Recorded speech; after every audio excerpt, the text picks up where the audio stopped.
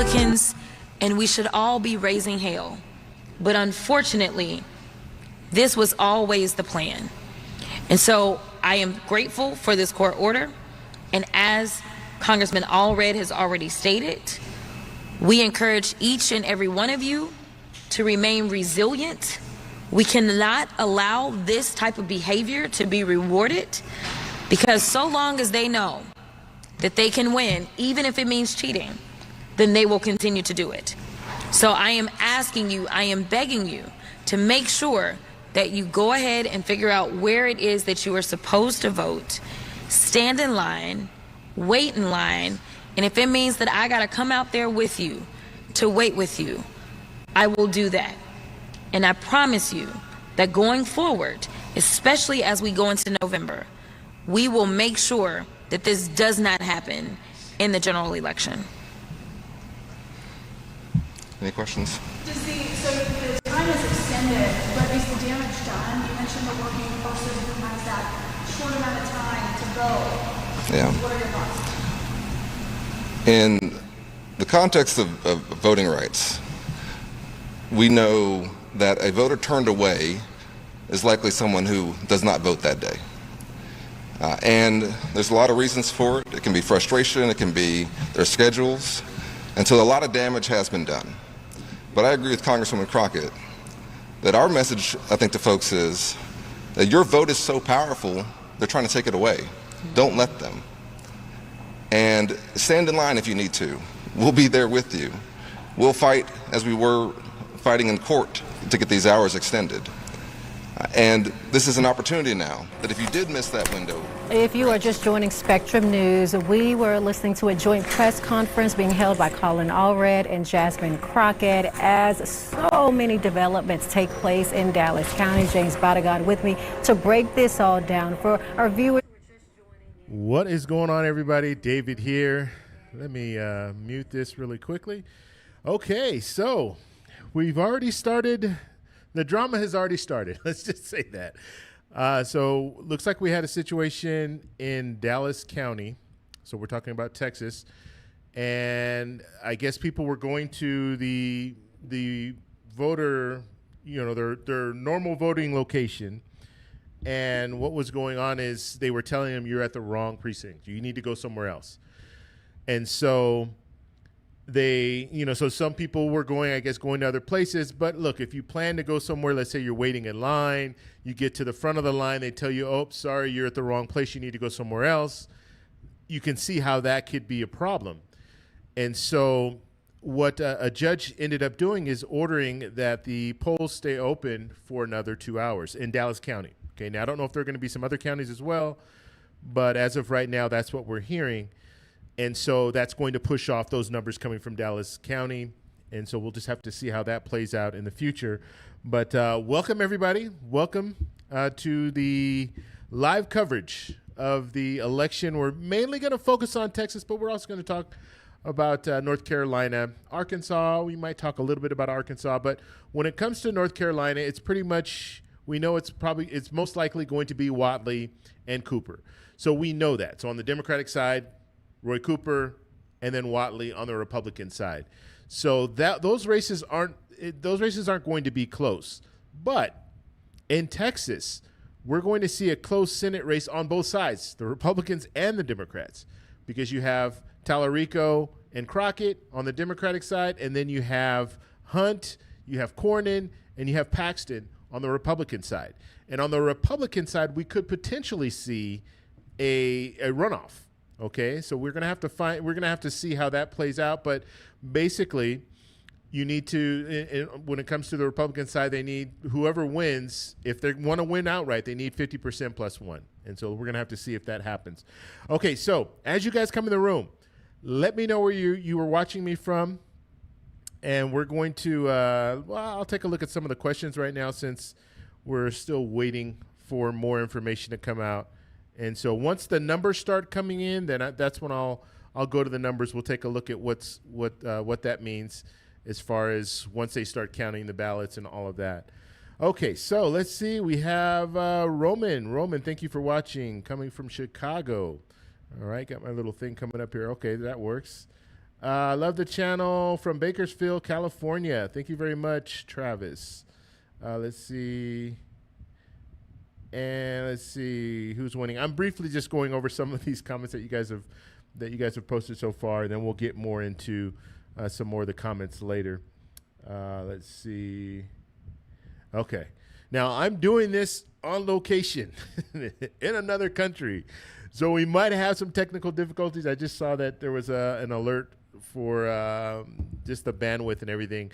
So I think one thing that you guys can help me with is let me know if you can hear me, you can see me, all of that. If you're having problems hearing me or seeing me, let me know, and we'll see if we can make some adjustments here. Okay, so what's going on with voting? So hopefully I explained that, Tommy. Basically, right now we're in, when it comes to Texas, Dallas County, it looks like they're going to have 2 more hours to vote. Okay, so that's what a judge has ordered, and so we'll have to see how that goes. I just showed the end of a speech with Crockett and Colin Allred. And they were basically saying that, yes, it's going to be extended for another 2 hours. So make sure you go to vote is basically what they were saying. Okay, let's see. What else? Let's see. All right, so you guys can hear me, right? I guess you guys can hear me because nobody's saying anything about that. So George is coming from Northern California, I should say. Thanks for watching. We have Sean in Iowa. Thanks for watching. We have Shauna in Seattle. Thanks for watching. And let's see, Daytona Beach. Carol, thank you for watching. United Kingdom, thank you for watching. JBB. And we have, what is that? Is that Don? I can't see that. I can't see it. It's really small.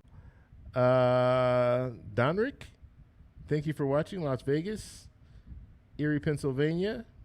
We have Danae. Thank you for watching. Okay, so so we'll get right into one thing I want to do. I want to go over. Let me show you guys this. Let's see. Can I put this? I'm going to open up I just want to hear the audio just to make sure we're not missing anything. So as soon as that comes up, then we'll go. But let me see. Let me turn this down. Okay. All right. I just wanted to turn the volume really down so you guys can't hear that. But I want to be able to monitor what's going on. Okay. Let's see. Antonio says that I hope Democrats win in November. So let's talk a little bit about that. Okay. What are the chances? Where are we when it comes to, will the Democrats win? Will the Republicans win? And basically what you're asking, or what you're saying, the statement that you're making is you hope that Democrats take back control of the House and potentially take back control of the Senate. So that is going to be, well, when we're looking at both chambers, the House, Democrats need to net 3 seats in order to take back control of the House. It's probably going to happen, very likely that it will happen, because generally when we're looking at a midterm, the president's party generally loses seats in that midterm. That happens. I mean, if you go back 20 years, 25 years, I think there's only been 2 times where the president's party didn't lose seats in the House and actually gained some seats in the House. One was during Clinton, right after the impeachment, and then one was during Bush.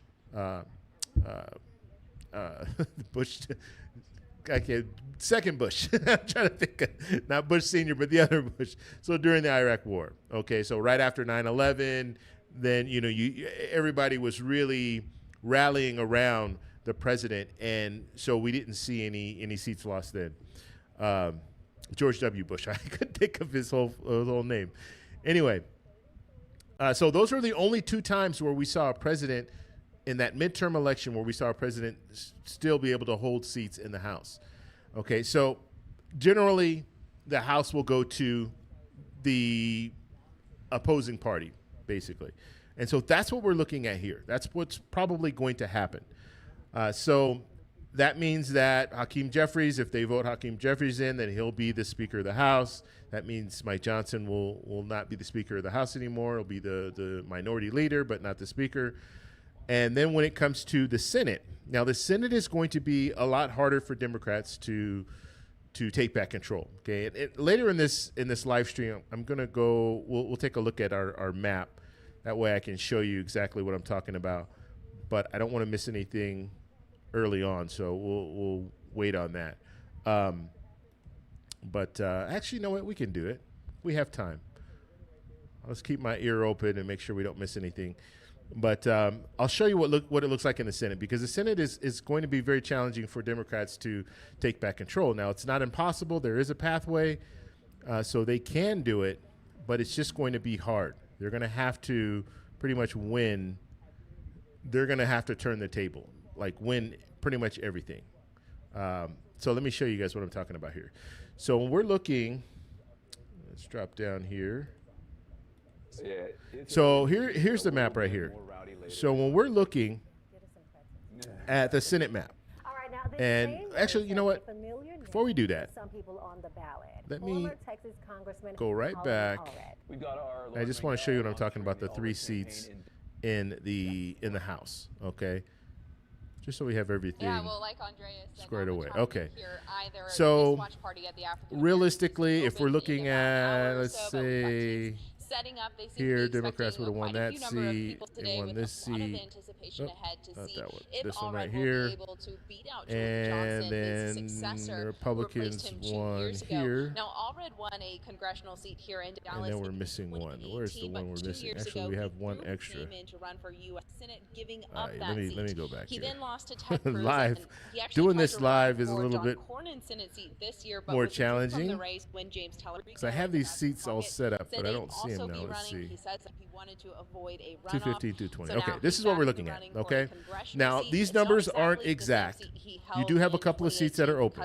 Okay, but this is what the House looks like right now.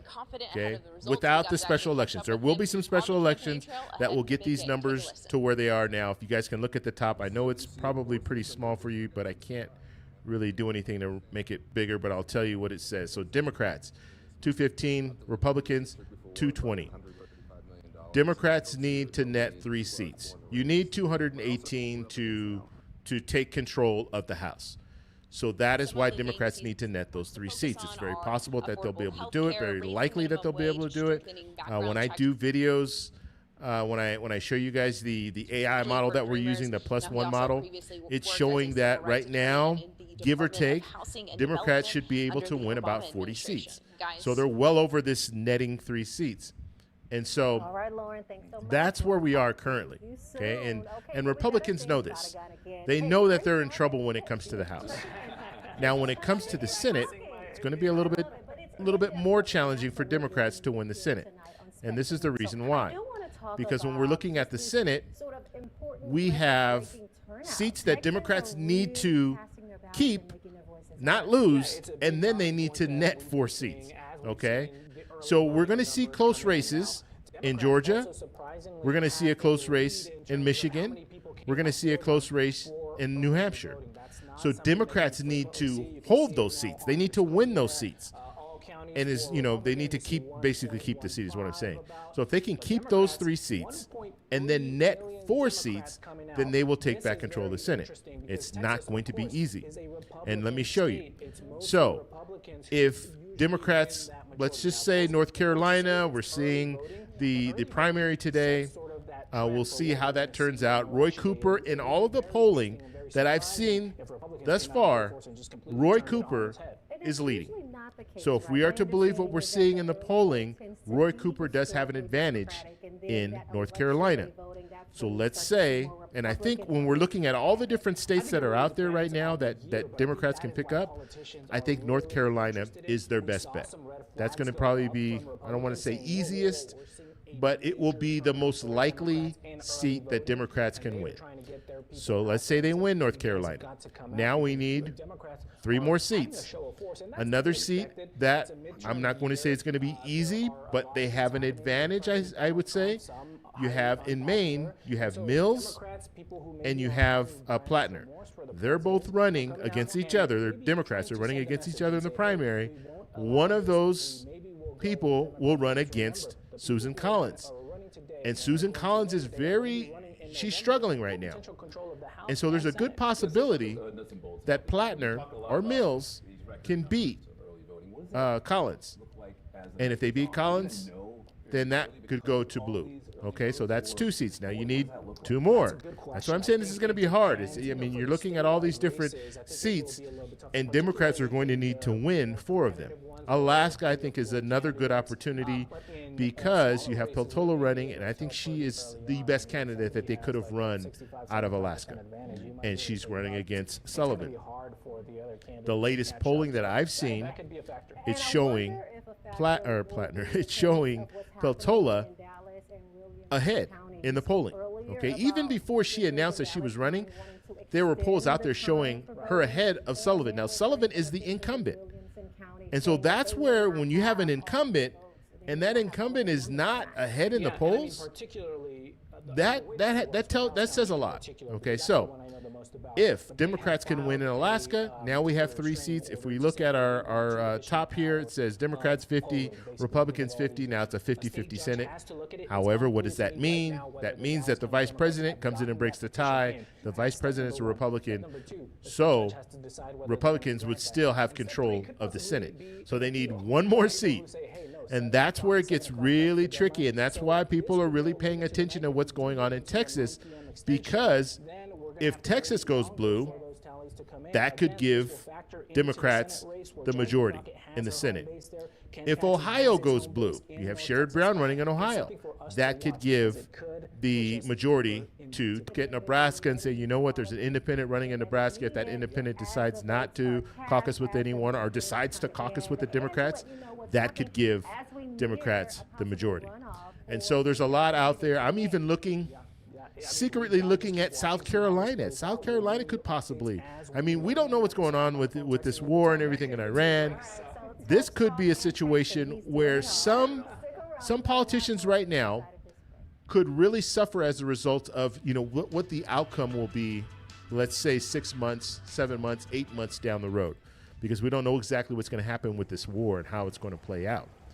And if the war drags on and there's no real end in sight and there's no real way for us to see any type of victory, it's going to hurt some of these politicians. And Lindsey Graham is one of these politicians that's out there saying, yes, we did the right thing. So by going to war with Iran. And so that could potentially hurt him and put him in a situation where his seat is now vulnerable. Okay, and we've already seen some polling coming out of South Carolina showing that people, they want change in South Carolina. They're over Lindsey Graham. They want someone else in there. And so we'll have to see if that happens. But this is what we're looking at. And let's just say I'll just plug the number in. So let's say Ohio goes blue. Now Democrats have 51, Republicans have 49. Democrats take control of the Senate. Or if we see, let's say it's Tallarico or Crockett and they're running against Paxton. I say Tallarico or Crockett. We don't know who's going to win. That's a very, very close race. But let's say Paxton when it comes to Texas, Paxton is the one who wins, which he's leading right now. Let's say he's the one who wins. Well, now I think that opens the door for Democrats to have their best opportunity to take back control of or to win in Texas and help Democrats take back control of the Senate. So all of this stuff is out there. We're going to have to take a look and see where everything goes. But I just wanted to kind of show you what's going on and why Democrats are so interested in taking back control, or so interested in winning in Texas. They're interested because they see that opportunity. If they can win Texas, because let's just pull it back. If we have them win Texas, and that would give them an opportunity. So we have Alaska, Texas, North Carolina, Maine. That gives Democrats 51. But even if, let's say, because, there's things can happen. Let's say Susan Collins, she's pulled it out before. She hasn't, she's been, I won't say the underdog, but she's had tough fights before. Let's say she wins. if she wins in Maine, now if Democrats are able to win in Texas, that still gives them another opportunity, right? Because now they need to win Ohio, or they need to win Iowa, or like we said with Nebraska, or even maybe South Carolina. So it gives them some opportunities, some more options, I should say. And so that's why Texas is very, very important. Okay, let's I want to open up. I don't know what. the Lone Star State to try to get the stories on the Let's see. election So day they're not really talking about anything here. Dallas and Williamsburg. This is North Carolina and Arkansas cast ballots. Okay, so we'll skip that.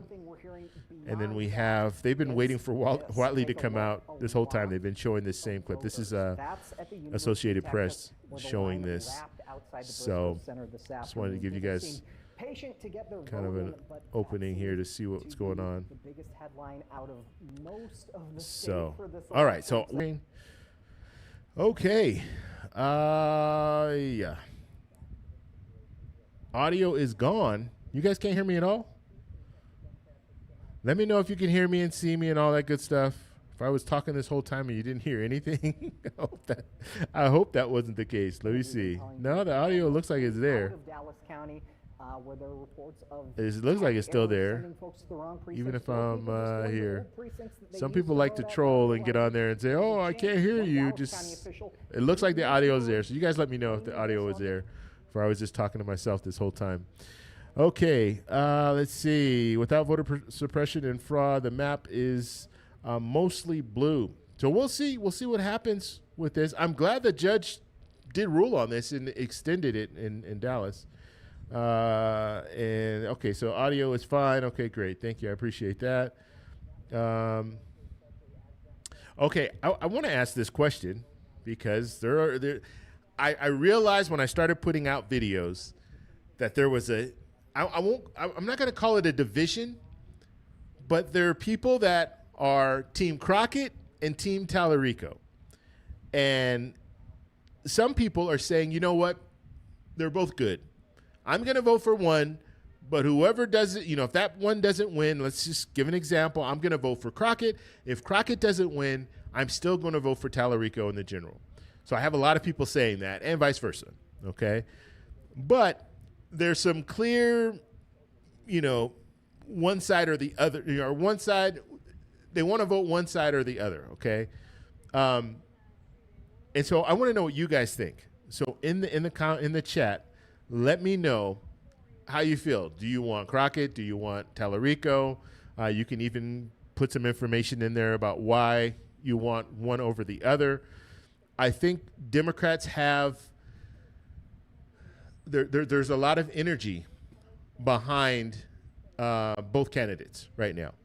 And you're seeing a lot of people in Texas getting out there and voting and asking for the Democratic ballot. And I think that's good. That shows energy for the Democrats. It shows that people want change. People they're waking up and not liking what they're seeing. Okay, not liking what they're seeing in the current administration, not liking what they're seeing when it comes to our economy, when it comes to inflation, all of this, when it comes to wars and all of this.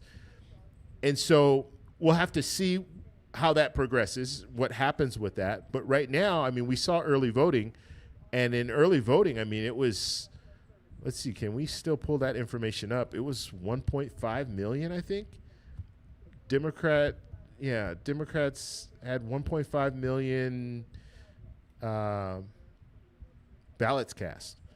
Okay, let's see if I can still, I don't even know if I can still pull that up. All right, I don't know if I can pull that up. Yeah, we'll have to. I've done plenty of videos on it, guys, so if you want to watch it. It was 1.5 million for Democrats, 1.2 million-ish for Republicans. But when it comes to the Democrats, what was interesting is that Democrats the year prior, or not the year prior, in 2022, their numbers was like 625,000. And so they more than doubled the numbers that we saw early voting in 2022. And that's really interesting because that's showing us that people are really energized. And it could be because you have two popular candidates or two liked candidates. Crockett and Tallarico, people want, they like those candidates. And so they're getting out there and they're voting. So that could be one of the reasons. But it could also just be that fact that, or it could be a little bit of both. It could be that they like both candidates. It could also be that they want change. Okay, so, all right, so let's see. I want to see what you guys are talking about here. All right, so yeah, I was able to pull up. Yeah, we'll just keep this open, this Vote Hub. I like that. They haven't shown anything yet. Let me show you guys what I'm looking at on the screen here. As quickly as possible. So this is Vote Hub. Once they start filling this information in, then we'll be able to show you this. So right now, if you guys didn't know, when it comes to the candidates on the Democratic side, and I'll show you the Republican side in a second, but on the Democratic side, we're looking at James Tallarico, okay? We're looking at Jasmine Crockett, and then we have Hassan. Okay, Hassan is the looking at the polling. Hassan, he's not really. He's showing maybe 1-2%. Okay, so he's not showing that much. Now, if he was showing more, if he was showing like 15%, 20%, then we would be looking at the possibility of a runoff in May for the top two vote getters. So that would be Tallarico and Crockett if they were the top two vote getters, if Hassan was able to get like 15% or 20%. But right now we're not seeing that. Okay, so we'll have to see. We don't know. I mean, all the polls that we're looking at, they don't mean anything today. They don't mean anything. That was a snapshot in the past. Now people are voting. And so we'll get that information. Once we get that information, then we'll know where things are going when it comes to if Hassan can get more votes. But if Hassan does get a higher percentage, we could be looking at a runoff. All right, so let's see here.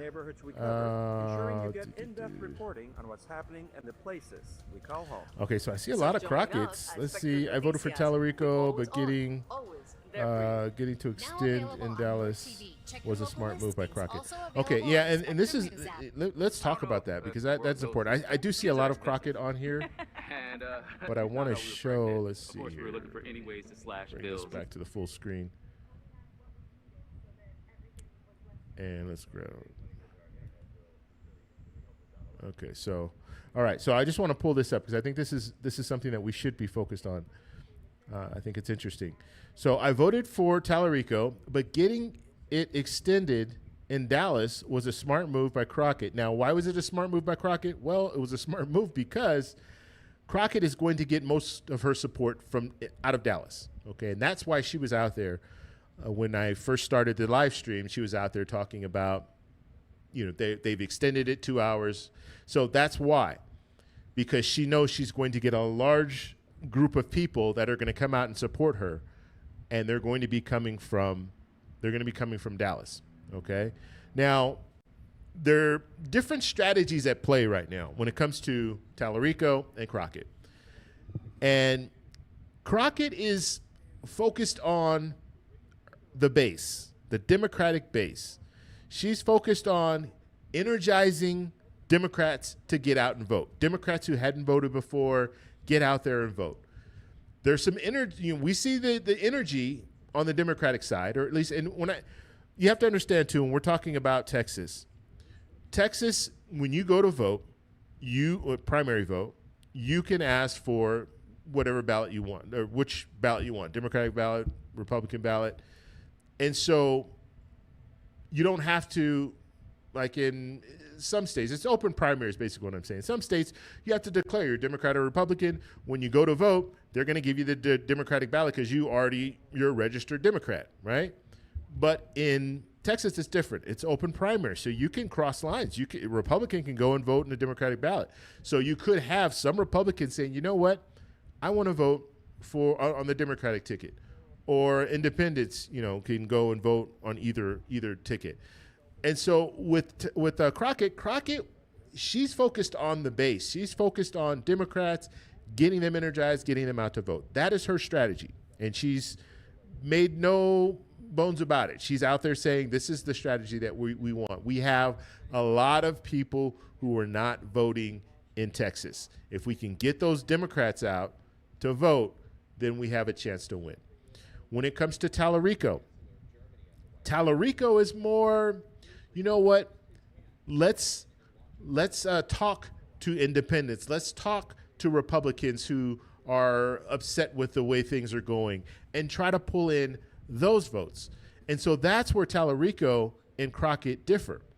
And so we'll have to see what is the better strategy, but that's the strategy that we're seeing right now. And so when it comes to just let's see, what's your name? Bevo guy. When it comes to Bevo guy, yes, the fact that they were able to extend that 2 more hours, that is going to help Crockett. Definitely help Crockett. And so we'll have to see.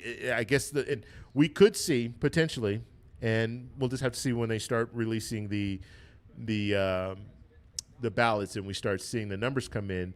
But we could see that delay because now you have 2 more hours, and to vote, that means there's going to be delayed 2 more hours or getting the ballots cast is going to take a little bit more time, which means that we're going to get those numbers later. So we could see Tallarico shoot out in front, and then Crockett catch up. So we'll have to see how that works out. But that could be something potentially we see. Okay. And let's see, what else are you guys talking about? Crockett, okay. A lot of people here are saying Crockett. We do have some people saying Tallarico. We have, this is very common. I've seen this over and over again. Tallarico, I think he's got a better chance to win in the general. So we've heard this a lot, over and over. I think Tallarico has a better chance to win in Texas. And we'll have to see. Obviously, we'll have to see how this plays out. But you do hear people saying that. Now, we have looked at some polling, some of the latest polling, and most of the polling is comparing Tallarico or Crockett to Paxton. I think if Paxton wins on the Republican side, then both candidates will have, I think they'll have their best opportunity to win, whether it be Tallarico or Crockett. Okay, now between those two, you can kind of decide who you think would have a better chance of beating Paxton. But I think the key here is if Paxton wins for Democrats. If Paxton wins on the Republican side, for Democrats, that's good news. And that's why the Republican Party right now, prior to today, they were spending a lot of money to try to help Cornyn win. I think $70 million was spent to help Cornyn. And so that's coming from Cornyn's camp and also coming from the Republican Party, because they know how important it is going to be for Cornyn to win. First off, Cornyn will have the incumbent advantage. Okay, so that's good. But Cornyn doesn't have the same baggage that Paxton has. Paxton was impeached. He wasn't convicted, but he was impeached in Texas. When it comes to some of the other, things that are going on with Paxton, it makes him a more desirable candidate for Democrats. And so we'll have to see if Paxton wins. We'll have to see if Paxton wins outright, because that's another thing. If Paxton wins outright, that's a huge victory. But if we see a runoff, that runoff could last could last. If there's a runoff, we know the runoff won't be until May. So now we have 2 more months of campaigning on the Republican side, while the Democrats, the Democrats that win the primary, now they can focus on the general. They can raise money. They can do all that stuff. They can attack the other side. They can also get a lot of the ammunition coming from Paxton or Cornyn, because if they're still running against each other, you're going to see some mudslinging. And so that will help Democrats, because Democrats can kind of get on those coattails and say, yes, look at what they're doing here, look at what they're doing there. So that's something else that will benefit Democrats. Okay. Let's see. I think my chat is stuck. All right, here we go. Dalai Lamas, what's going on? Thank you for stopping by. Thank you for the super chat. Says, I have a question for David, please. use. Oh, if you have a question for David, I have a question. Thank you, Dolly. Dolly's moderating. Thank you very much, Dolly. I appreciate that. I don't know. It comes up a little different. It actually looks like a super chat. It looks like a super chat when it comes up on my little screen here. But yes, Dolly is moderating. Thank you for being here, Dolly. It's been a long time since I've done a live stream. Okay, so Dolly has been here for years, actually. And so thank you. If you guys do have questions, let me know. You can just put at the TEC show, and then be good. If you're not being good, you might be put on timeout. Okay. All right. So let's go ahead and move forward here. All right. So we're still waiting to get more information. So I haven't seen any numbers come in yet. I think we can go to, okay, we do have some numbers. So let's go. All right, so we do have some numbers coming in. Okay, so far, we're looking at Jasmine Crockett at 103,841 votes. And do we get the precincts? This is the first time I've used this, okay? So we're going to be looking at this all together. James Tallarico right now has 90,873, and then Hassan has 1,572. We can zoom in on these counties. Now, I am not an expert in Texas. I live in California, and right now I'm out of the country. So I'm not an expert when it comes to these counties. You guys will know more, especially the people who live in Texas. You'll know more about these counties than I do. But we can still look at this together. If you do find out information, or if you have some information that you want to share, please share. So I can I can give you guys the correct information. But I'm just looking at the tallies right now coming in. You see these appear to be pretty small precincts that are reporting here. Fort Worth, let's see. Yeah, so we zoom in closer. This is actually pretty nice how they have this out here. And then if you guys hear them declare a winner, let me know, okay? Because I have a lot of different things going on right now. I might miss, let's say NBC has predicted that this person, what am I trying to say? Projected that this person won. Let me know, and then we'll go over to that and we'll take a look at it. But yeah, so this is what we're looking at right now. So we have Jasmine Crockett has the lead right now. Okay, now we have a long night. Okay, so there's going to be a lot more. You see margins plus 6.2. So this is 8%. 8% reporting down at the bottom there. And this purple, okay, so purple is Jasmine Crockett. Brown here, that's Tallarico. Okay, so it just shows you the different areas and how people are coming in with their votes. And dark purple would be Jasmine Crockett, strong Jasmine Crockett. Okay.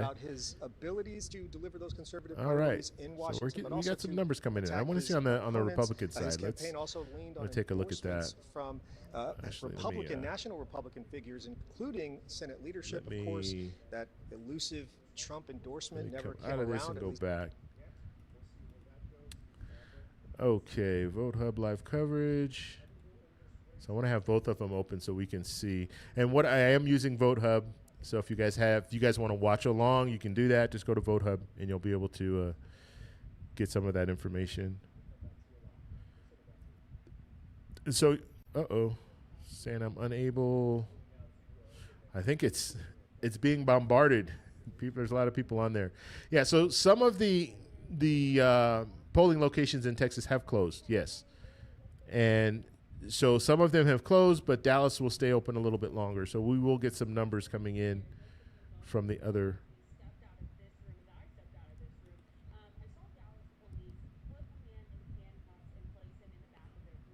Okay. I'm not able to pull up the Republican side. I don't know why. It's not, it's keeping me out. Yeah, it's not allowing me to get in there. I don't know why. Let's see. Okay, so we have some numbers. ABC News has numbers as well. I'll go to that right now. And they're showing us both sides, so that's good. So let me go ahead and go over here. So we'll take a look at ABC News. We might be using ABC News a little bit more because it looks like VoteHub is not giving us everything. Okay, so results coming in so far. Let's zoom in a little bit bigger. Okay, there we go. So Jasmine Crockett right now. Now this is a different, I'm using a different outlet. Now you have to understand, they're getting information from the Texas, the election board in Texas, the state election board, the election board in Texas. They're getting information from them, and then they're presenting that information to us, okay? It's the easiest way to do it because it's easier to just go through this ABC News, Vote Hub, all of these different websites that focus on this, and they do this all the time. When you look at these state websites, government websites are very clunky. They're not easy to navigate, and so it's easier to go off these websites. So ABC News here, Jasmine Crockett, she is basically they're showing 54%. Now, understand, if we go down to the bottom here, 9%. Okay, so 9% of the numbers have come in so far. So that's a very small number. But you have Jasmine Crockett at 112,091.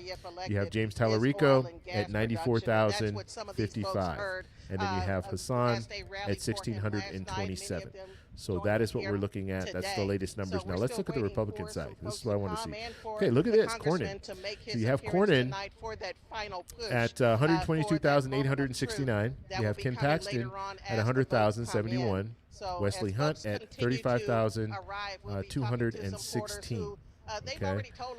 All right. So, and then you have some of these other candidates on here. Now, what we need to focus on and what's going to be very important, can Cornyn or Paxton or Hunt, can they get over 50% plus one? That's what we need to focus on. Because if they can't, then there's going to be a runoff, the top two vote getters. And so none of this will matter. Even if Cornyn was able to, let's just say Cornyn is able to keep that 46%. He's still, we would still see that runoff. Okay, so that's what we're looking at here. They have 11% of the votes are in so far. Okay, looking at candidates, this is for governor Hinojosa. She has 117,091. So this is kind of, I mean, we kind of know how this is going to go most likely. Republicans, Abbott, of course, 227,680. Okay, so that's for the governor's race. Some of these House races, these are also interesting. We'll have to see how these play out, but I'm not going to focus that much attention on the House races. I want to focus more on the Senate race because I think that's the most important. As I stated before, when it comes to the House, realistically, the House is likely going to go to Democrats. Okay, so a lot of these seats don't even matter. We're talking about redistricting and all that. Oh, people are all up in arms about the president saying we need to redistrict in Texas, but I don't think it really is going to help much because they did the redistricting in Texas. And they wanted 5 seats. I don't think they'll get 5 seats. They could potentially get 3 seats, maybe 4 if they're lucky. But then in California, Prop 50 went through. I was in California. Prop 50 went through there, so they're able to do their redistricting. And I think in California, they're probably going to be able to pull all 5 seats. I think they will. When I say they, I mean Democrats will probably be able to win all 5 of those seats. And so that would basically nullify what happened in Texas. And then you can look at some other states that are trying to do the same thing, do the redistricting. So I think when we look at everything, it's probably going to be a wash. And we could even see Democrats have an advantage in the redistricting in the end. And so we'll just have to see how that all plays out. But I don't think it's going to be that much of I don't think it's going to be as big as people are thinking it is. Okay, yeah. So I just went back to Vote Hub just to see what was going on the Republican side, and they're not showing me anything. So I think I didn't get in early enough. If I would have got in earlier, then maybe I would have been able to show you that information. But we still have the information coming out on Vote Hub showing us the different districts. just And about 11%. so right now, Jasmine Crockett is at 159,875. Tallarico, look, very close, 154,744. Okay, and then you have Hassan at 3,955. We're looking at 14% reporting. Yeah, I mean, I think Okay, that this is so what you Jasmine expect Crockett to right now see. has a John very Cornyn and Ken slight Paxton lead. both in the lead, but you've got Now, an early caveat understand only too about 11% reporting. It's early that tonight. We still don't have Dallas, we but haven't I do seen the expect to numbers see coming into Cornyn Dallas and yet, Paxton out of Dallas top yet, Dallas for the County. hunt as So when we as start a seeing those numbers, or third let's see, right now. Let's see I how that guess develops. you guys are gonna have to help me out now. Dallas County is right here, or it's right there in the middle. There it is. So we haven't seen anything coming out of Dallas County yet. So once that starts coming out, that will probably help Crockett even more. But just looking at this right now, very, very close. Crockett has a lead, but a very, very slight lead. And so we'll have to see how that progresses. Let's see. I really wish I could get into. So here is the Republican side right now. John Cornyn, 174,794. And Ken Paxton, 145,952. Wesley Hunt, 49,172. We have 18% reporting. Okay. So Cornyn has a lead. He has a lead right now. We'll have to see if that changes, but as of right now, he is he's leading. Now, as we stated, you need to get to 50% plus one. Has more and more And supporters so coming in, and there's an air of excitement. we haven't seen that among yet. them. They are confident. Just trying to I'm hearing them talk, so I want to go over to it. Where are they right here? James Tallarico pushes for a Senate seat. Okay, so this is, I guess, James Tallarico's headquarters. With messages of support, and they know that they're going to gear up for a long night. Okay, so let's go back. Let's see these numbers because they're continuing to change. Okay, look, James Tallarico now has the lead. In this information. So James Tallarico, 168,920. Crockett is at 168,483. And Hassan is at 4,284. So Tallarico is a slight lead. I can't even do the math. What is that? Like 400, give or take 400 and something, 60 votes. 400 and I can't do the math. 440 votes. So that's where we are right now. Wow. Okay, so we've seen the change. Now, as we stated, Dallas is what everyone's going to be keeping their eye on because that is going to help.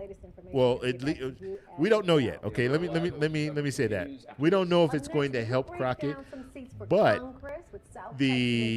what people are thinking and what Crockett is thinking is Dallas is going to help her. So we'll have to see if that is enough to help her and get her the win. But right now, yes, Tallarico does have the lead. So we just saw that shift there. Going back to the Republican side, you have Cornyn, 175,000. You have Paxton, 146,000. And then Hunt at 49,000. So we're still about the same numbers here. Looks like exactly the same numbers. After covering Texas so politics we're waiting. And just so you guys know, if we're looking, this red here, this is Cornyn vote. The yellow here, this is Paxton vote. And then the green is Hunt. Okay, so we're looking in Dallas. You see the Dallas numbers have come in for Republicans because they didn't have that extended 2 hours. And so you can see some of those numbers coming in there. They're just giving you a little bit of information. But you can see the color. The colors represent the candidates. We were out of town. Sure enough, power goes out when the generator all right, goes back on. so let's go back. I want to go back here.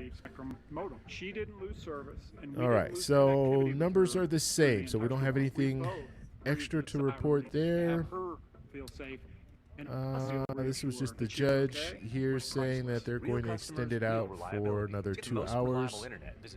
And let's see what's changed here at ABC News. We were adopted in 2019. See if what they're showing when they now. first came to us, Michael was already a teenager. Okay, so they're still showing guys, and it's the other way They're around. still showing Crockett ahead. Okay, now these numbers are low. You know, you see the number 156,000. When we go to Vote Hub is showing us 100 and now Tallarico's 170,000. Crockett at 170,000 as well. So there's only roughly what 60 votes between them, 70 votes between them. And so it looks like ABC News is a little bit behind on their numbers so far. So let's go back here. All right, so yeah, we're constantly seeing this change, so this is pretty good. We take a closer look at the So we'll see what happens. community. What are you guys talking about here? Let's see. I haven't looked at the chat in a while. I got a little sidetracked on everything else. Let's see. Let's see. In the next day or two. Let me pop this up. Can I pop that up? Oh, yeah, I can. Good. All right. So it says in the next day or two, can you compare the results tonight with your model? I think it will be wise. I don't know what that emoji is. I will definitely look. Now, I was thinking about, you know what? Why don't I do a model to see who's going to win? This race between Tallarico and Crockett, the polling that's out there was all over the place. This race was very, very close. And so that's the reason that I didn't do the model, because the model, I don't think it would be able to, because if you're pulling in polling information, if you're pulling in, and it's kind of hard to when it comes to a primary, because you can pull in the economy, you can pull all that in, but it's easier if you have, let's say, Republicans and Democrats, you have them running against each other. It's a little bit easier because if the economy's good, obviously that's going to help Republicans. If the economy is bad, that's going to help Democrats. But when you're putting a model together, it's easier to understand if it's a Democrat or a Republican. But if it's both Democrats, it's a little bit harder because it's going to rely more, the model will rely more on the polling, and the polling realistically was all over the place. You had Tallarico winning in some of the polling, you had Crockett winning in some of the polling, you had Crockett up by 12 points, you have Tallarico up by 5, Tallarico up by 11. You know, I mean, it was just, I mean, the polling was just crazy all over the place. And so that's the only reason that I didn't do the model. But when we do Democrat Republican, yeah, I think it'll be a lot easier to do the model and pull out more information. If you guys don't know what I'm talking about when we're talking about this model, let me get my screen just went off. We're talking about this model. What I'm talking about is I created an AI model. Okay, I basically trained AI to create a probability of, or likelihood of one candidate winning over the other, the Democrats taking back control of the House, Democrats taking back control of the Senate. So I created an AI model that does that. And so we're going to use that for the general election to see how accurate it is. Okay, and we're going to compare it to some of the other predictors that are out there. These other, you know, I kind of had her needing 60% right there. I would say what am I thinking about? The news for Tallarico. Just lost my train of thought. The other predicting models that are out there, we're going to compare it, and we're going to use the AI model to do that. Okay, any new numbers? They're changing. It's slightly changing. 6 events on Sunday all across Dallas County. What did I do here? The polls are open until 9 o'clock. We're going to be here a while because we're seeing in that Democratic Senate race. Yeah, I mean, Are we still on? Are you guys able to still see me and hear me? Are a little bit more favorable to I'm getting some lag here, so let me know if everything is okay. And I don't think that they've gotten let's see. the polling hours. Yes. My understanding. They have. Oh, they have. The judge has signed. Dallas has. Right. Okay. And for the Democrats only. Yeah.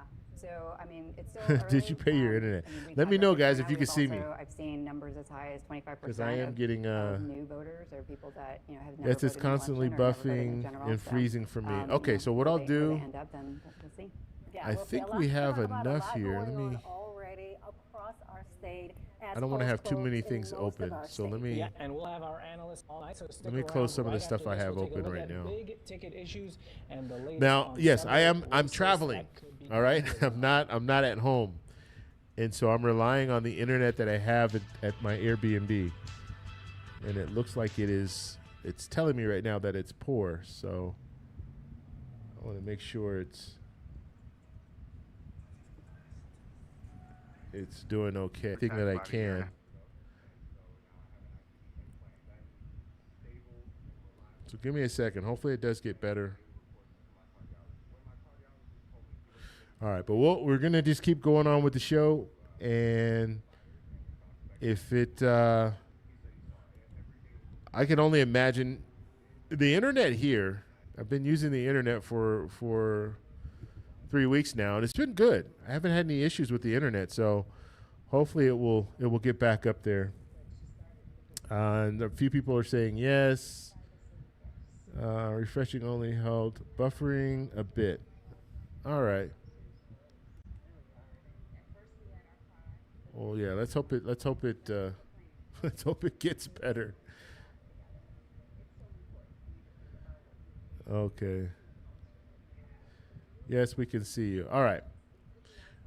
Okay, let's go ahead and go back. I want to take a look because we have some new numbers in right now. Is an informed community, and being Okay, able to so play a role we have in Tallarico at something that I take very 174,261. seriously. We have There's Crockett just at so many things to love about the state of Texas. 173,178. Southern We have hospitality, Hassan great at food. 43 I love or that 40 there yeah, are so many different cultures 4,359. celebrated. I want Okay. people to turn us on in the morning and feel like All right, they've got it's the good now. information Okay. they need to go I out and conquer dropped their some day. stuff off, I'm so Alice hopefully Stockwell, that will anchor work. for Spectrum News 1.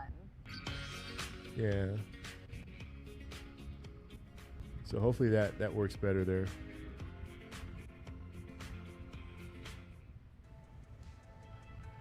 From the open tab. Oh, okay. Okay. Welcome back. That makes sense. Tonight we've got a lot of major races on the ballot. Let me move and with this so over. many candidates in these races, a number of them are Oh, at risk you know of what? a runoff. Here's a look at some of the biggest what you guys are risk hearing. from. Okay. So that should have gone away, that sound. I was trying to keep it open so I could hear it, but I realized that's not going to work. Let's see. Pop that right there. All right, so we'll come back to it. If you guys hear any speeches or anything going on, let me know, and I can go to that so we can watch it. But what I want to focus on now is what's going on with the races. So Cornyn right now, 190,548. Ken Paxton, 164,464. Wesley Hunt, 54,614. 19% in. Okay, so we're seeing some numbers come in, and right now, I mean, Cornyn has the lead. Okay, on the other side, on the Democratic side, we're looking at Tallarico has the lead, and you see some of these counties coming in now. Some of these counties out here coming in for Tallarico. A lot of them. You have this purple here, so that is Crockett. So and some of these votes you see they're not that many. So these counties aren't very big, and that's why when we start looking at like Dallas County, you're going to see some numbers coming in, a lot of numbers. That might be a big jump there for Crockett. And then Austin, I think, is more. That's Tallarico camp there. So you see down here, you see Tallarico's doing very, very good in this county in Austin, and you see Jasmine Crockett has she has a few areas where she's doing okay, but the majority is Tallarico here in Austin. That's not even Austin. Austin's down here, but near Austin. Let's say that, okay? So Tallarico right now, 174,261, and Jasmine Crockett, 173,178. And so those are the numbers we just went over. Hassan is 4,359. And you guys are saying good to go. Okay, great. I'm glad there's audio coming through from the open video tab. Thank you, Dolly. I appreciate that. Yeah, so I turned that off, so hopefully it's not coming through. I was trying to have it on just so I can hear, but then now, you know what? I realized, yeah, that's going to come through. so yeah, we'll just keep it off. And I can keep an eye on it if I see anything going on. Let's see, where was it anyway? It's right here. So I'll just keep an eye on it. If I see anybody speaking or anything, then I'll go to it. Okay, actually, let me move it. I want to move it over here. There we go. We'll do that. All right. So Questions. You guys have any questions or anything so far? I do want to put. Let me do this. I want to put. I had some questions. Some questions that I had prepared that I want to show you guys. I want you guys to answer it in the chat. This is a good one here. And right now, just understand Democrats' early voting numbers. So basically, this is the question. Will Democrats have a higher vote count than Republicans in Texas? Okay, now remember, Democrats had the early vote. It was 1.5 million early votes cast, and Republicans were around 1.2, almost 1.3 million ballots cast. So who do you think, Democrats, Republicans, at the end of the day, when all the votes are counted in this primary, who do you think is going to come out on top, Democrats or Republicans? So you guys let me know in the chat. You can put DR, you can put Democrat, Republican. Just let me know in the chat. I just want to go over it and see what you guys are thinking. And Cliff is asking, are there any results yet? Yes, there are results. We've been going over those results. Let me show you. We'll go back to the screen here. We have a big jump here. So let's go ahead and go and talk about that. So we have now Tallarico is at 377,177. Crockett is at 320,969. And Hassan is at 7,115. So we have 30% reporting, 30%, and Tallarico's up by 8. Okay. Now remember what we're waiting for. Okay. And now, if Tallarico gets enough of a lead, then obviously Dallas is not even going to be an issue. But we're still waiting for Dallas County. Okay. They have two more hours to vote there. Or they've had extended time. I don't want to say 2 more hours because that time, obviously it's not 2 more hours. It was 2 more hours from the closing date or the closing time. So they have extended time to vote. So we're going to wait for that and see where that goes. Okay, so we have a lot of people saying Democrats. They think Democrats are going to come out on top when it comes to the vote count. Okay, so we'll have to see if that is the case. I think we've seen Democrats energized. Republicans have also been energized. Okay, make no mistake. I mean, you have Cornyn and Paxton, and we've seen some energy on the Republican side as well. But that energy, in the polling, that energy was for Paxton. The numbers that we're seeing, we can go back to the numbers here when it comes to Republicans, still showing Cornyn ahead. Okay, so Cornyn right now, 249,280. Paxton at 220,192. Wesley Hunt at 79,283. That's 26% reporting. Okay, so Cornyn is hanging in there. So we'll see. Now they need to get to 50+1. Okay, so all this doesn't mean much if they don't get to. Well, I wouldn't say it doesn't mean much. If Cornyn ends up winning, even if they don't get to 50% plus 1, which they probably won't, but if Cornyn wins, then that's going to show you that a lot of the polling that was out there was showing Paxton ahead, but the reality is Cornyn is doing better. Okay, so that would be a huge victory for Cornyn if he could come out on top, because most people were thinking that Paxton was going to come out on top in the primary and then they would do the runoff. So Paxton wasn't going to get the 50+1. Cornyn wasn't going to get the 50+1. Hunt wasn't going to get the 50+1. But we would have seen Paxton number 1, Cornyn number 2. But it looks like right now, and we're still counting. They're still counting the ballots. But right now, Cornyn does have an advantage. So we'll just have to see what changes, or if it does change. Okay, going back to Democrats. So, and I'm using VoteHub. If you guys had that question right here, we're taking a look at VoteHub. So if you want to go over to VoteHub and check it out, you guys can watch it along with me. Pull up the numbers at the same time that I do. But and I'm not being sponsored by VoteHub or anything like that, but I just want you guys to know where I'm getting, what my source is, where I'm getting this information from. Okay, so we have another update. Tallarico at 385,013. And we have Crockett at 325,296, and then Hassan at 7,272. All right, so we're seeing this fill in. All this all this stuff is filling in here. All these districts. So, all right, $70 million. Yeah, so so that's $70 million for Cornyn. Cornyn spent $70 million in his campaign so far, and maybe some of that money's paying off. Okay, now it's still early, very early. Okay, we're still looking at 27% in, but Cornyn does have the lead, so we'll see if he's able to hold that lead. All right, let's see. Okay, and John Clark, thank you for your comment here. It says Harris County is the largest in Texas. Let's see. Let's pop that up so everybody can see it. Harris County is the largest in Texas in terms of population. Dallas is the second largest. Okay, so that is, and you guys are gonna have to help me out. Harris County, where's Harris County? Actually, let me go to the Democratic side.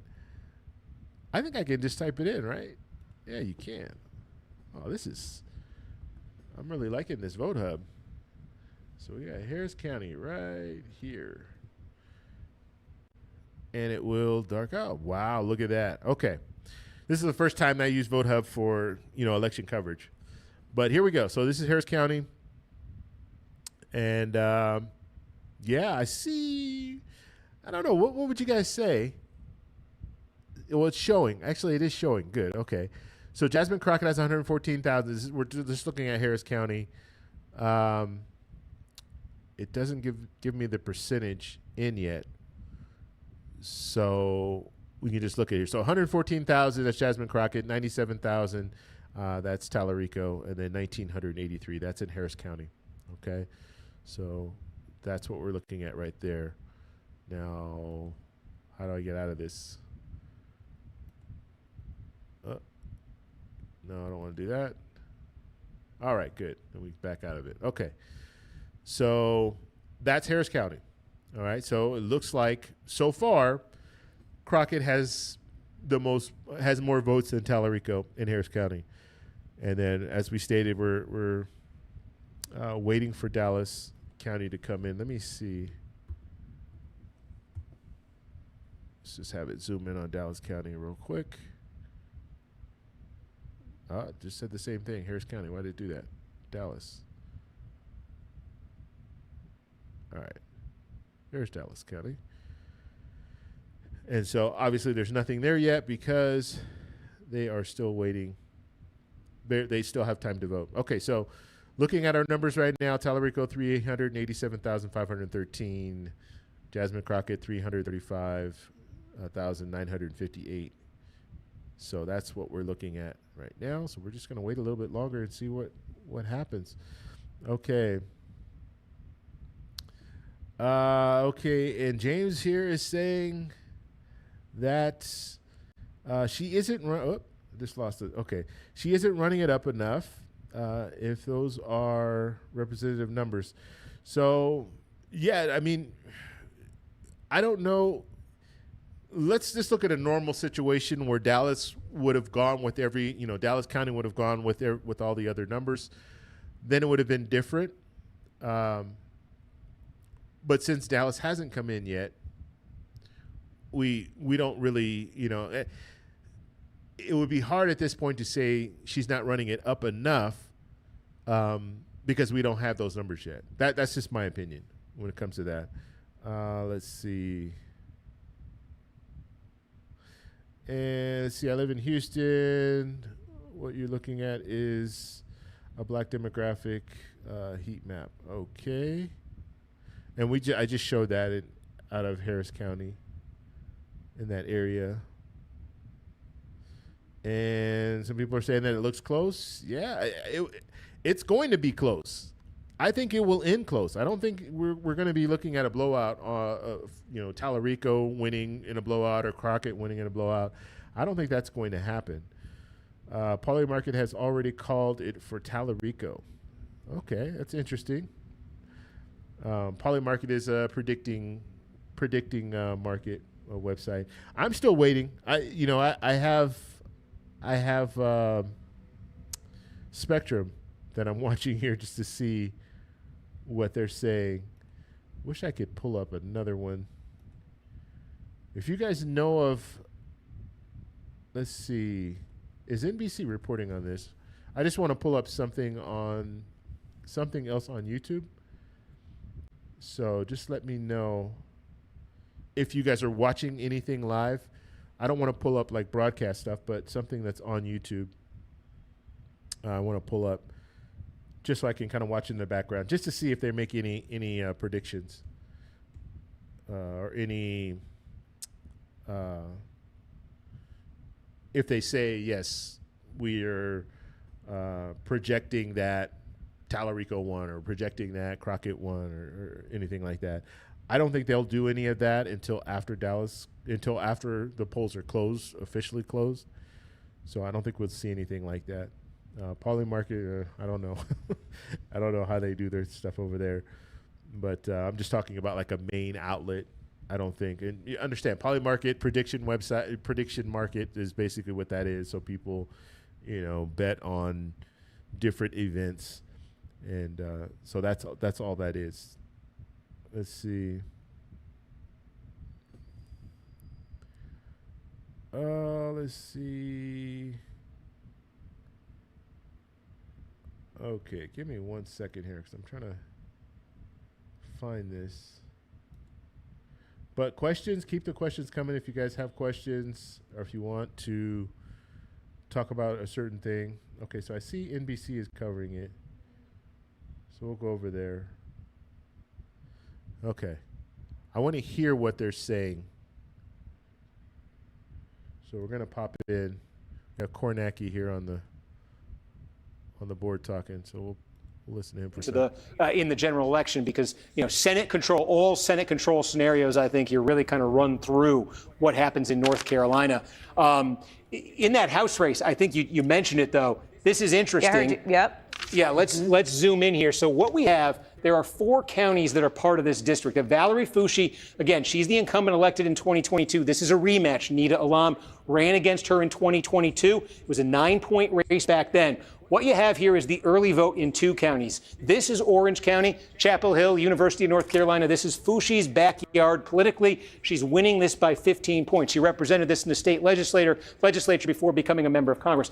Alam, her political base is in Durham County. She's a Durham County commissioner. When they ran 4 years ago, she won this portion of the district. So far, in the early vote, it is close, but I'm going to pause that because I really want to focus on Texas more.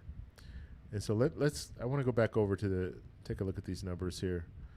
I want to focus on Texas more. I know they're talking about North Carolina, and I'm starting to get some, let me get off this. Starting to lag a little bit more. It's showing me. Okay. Let's go here. All right. And yeah, we'll leave that open. And then we'll go right back to our information coming from Vote Hub. Okay, we have some new numbers coming in. All right, so new numbers. Tallarico, 410,608. Jasmine Crockett at 353,235. And Hassan at 7,792. All right, so we are seeing Tallarico starting to distance himself from Crockett. Okay, so we'll see if this continues. We're at 33%, so 33% have reported in. Let's take a look at the information on the Republican side. So Republican side, we're looking at Cornyn at 302,496. Ken Paxton at 270,810, and then Wesley Hunt at 94,177, 32% in. All right, so this is close. This is very close, very close. Yeah, So Tallarico right now has 53%. Why is that important? Well, you're going to need 50% plus 1 in order to win. So having that 50% is your target. If we go back to Republicans, we're seeing Cornyn at 44%, 44.9%, Paxton at 37.5%. You need to have 50% plus 1, or it's just not. It's going to be a runoff. Okay. All right. Let's see.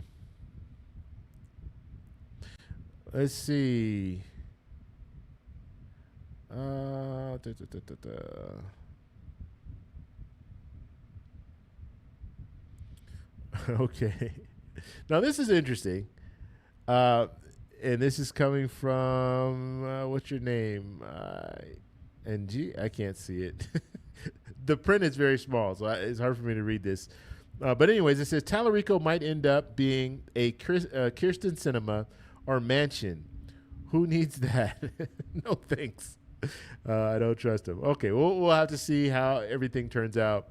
But basically, what I'm hearing this person say is that they think that Tallarico might be a moderate and go with the they're talking about Dallas here. You know what? I want to come in here.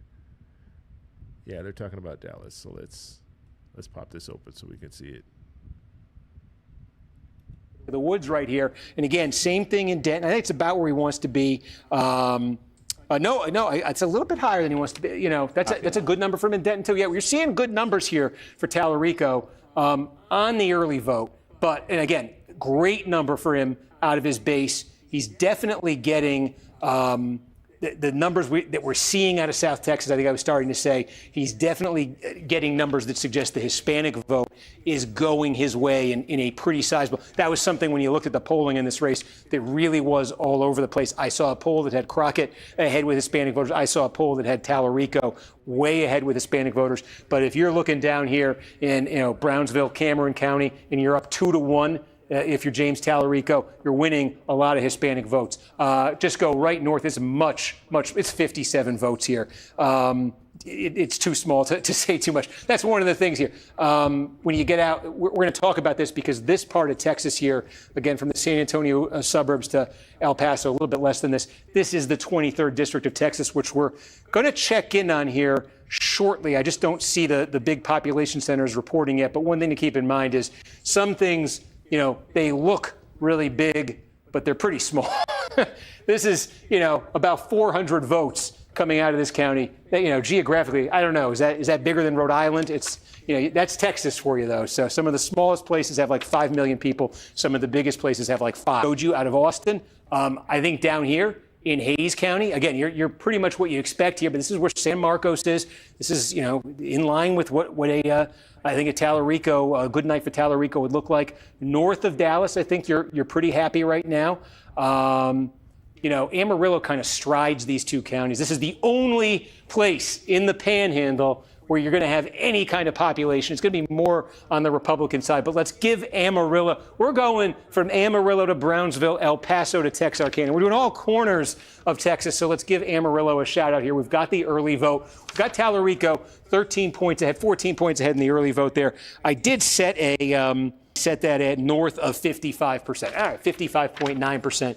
That's the early vote. So, okay, we wanted to get on the record. We're not ignoring the Panhandle tonight. We're not going to ignore Lubbock. We're going to Midland, Odessa. We're going to get to all these. We have McLennan County. This is where there's separation here from Cornyn to Paxton, back to Hunt here, and I wanted to point this out. This happened, I think, while we were waiting on News Now. On the Republican side, I said there was some suspense here about Harris County. Yeah. News Now is going to come back to you, Steve. What do they want to talk about? Texas. Okay. We're about to do News. Okay. So I know it's lagging. I'm getting that information coming in. Yeah, just hopefully you guys can stick with me. And we'll hear what's happening now. But because we're starting to get these, again, geographically big, population small counties in, I want to put this on your radar here because probably the single most endangered incumbent tonight in the House side in either state is right here, Tony Gonzalez in the 23rd District of Texas in the Republican primary. This is Brandon Herrera, who opposed Gonzalez in the primary 2 years ago and nearly beat him then. All right, so let's come back. Try to pull that off to the side. Yeah, I understand it's lagging. Let me, I'm just going to come off this here. Let me try to use less bandwidth here. Try to do that. Hopefully that's better. Then you guys let me know. Okay, it's telling me it's excellent now, so let me know if it's better, guys, okay? Yeah, I guess the internet's going in and out, but I think if I do it like this, it'll be a little bit better. Okay. We'll just keep watching everything. So let me know, guys. You can hear me, see me, all that good stuff. If it's coming back, it's telling me that it's better. Telling me that it's excellent. So hopefully it is. Okay, so yeah, they're talking about some of the other races, but I want to get back into the Senate race. So right now, Tarico, and then Crockett's at 367,218, and then Hassan is at 8,170.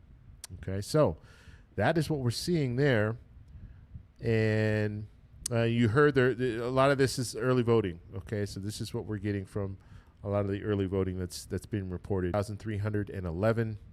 Wesley Hunt at I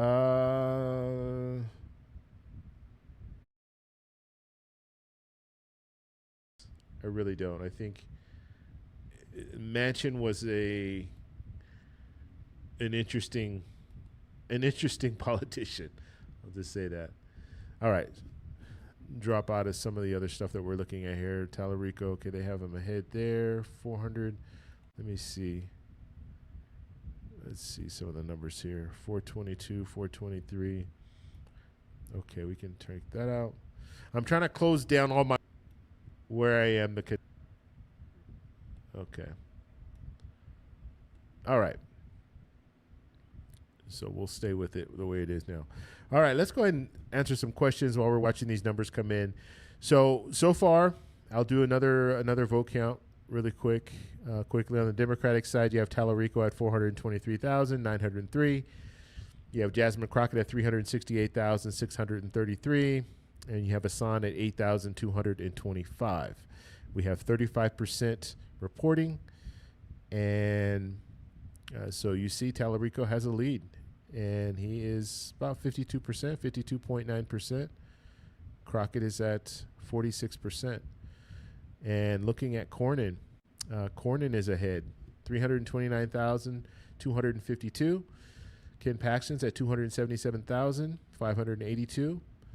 And Wesley Hunt is at 101,730. Okay. All right, let's go ahead and move forward and see. All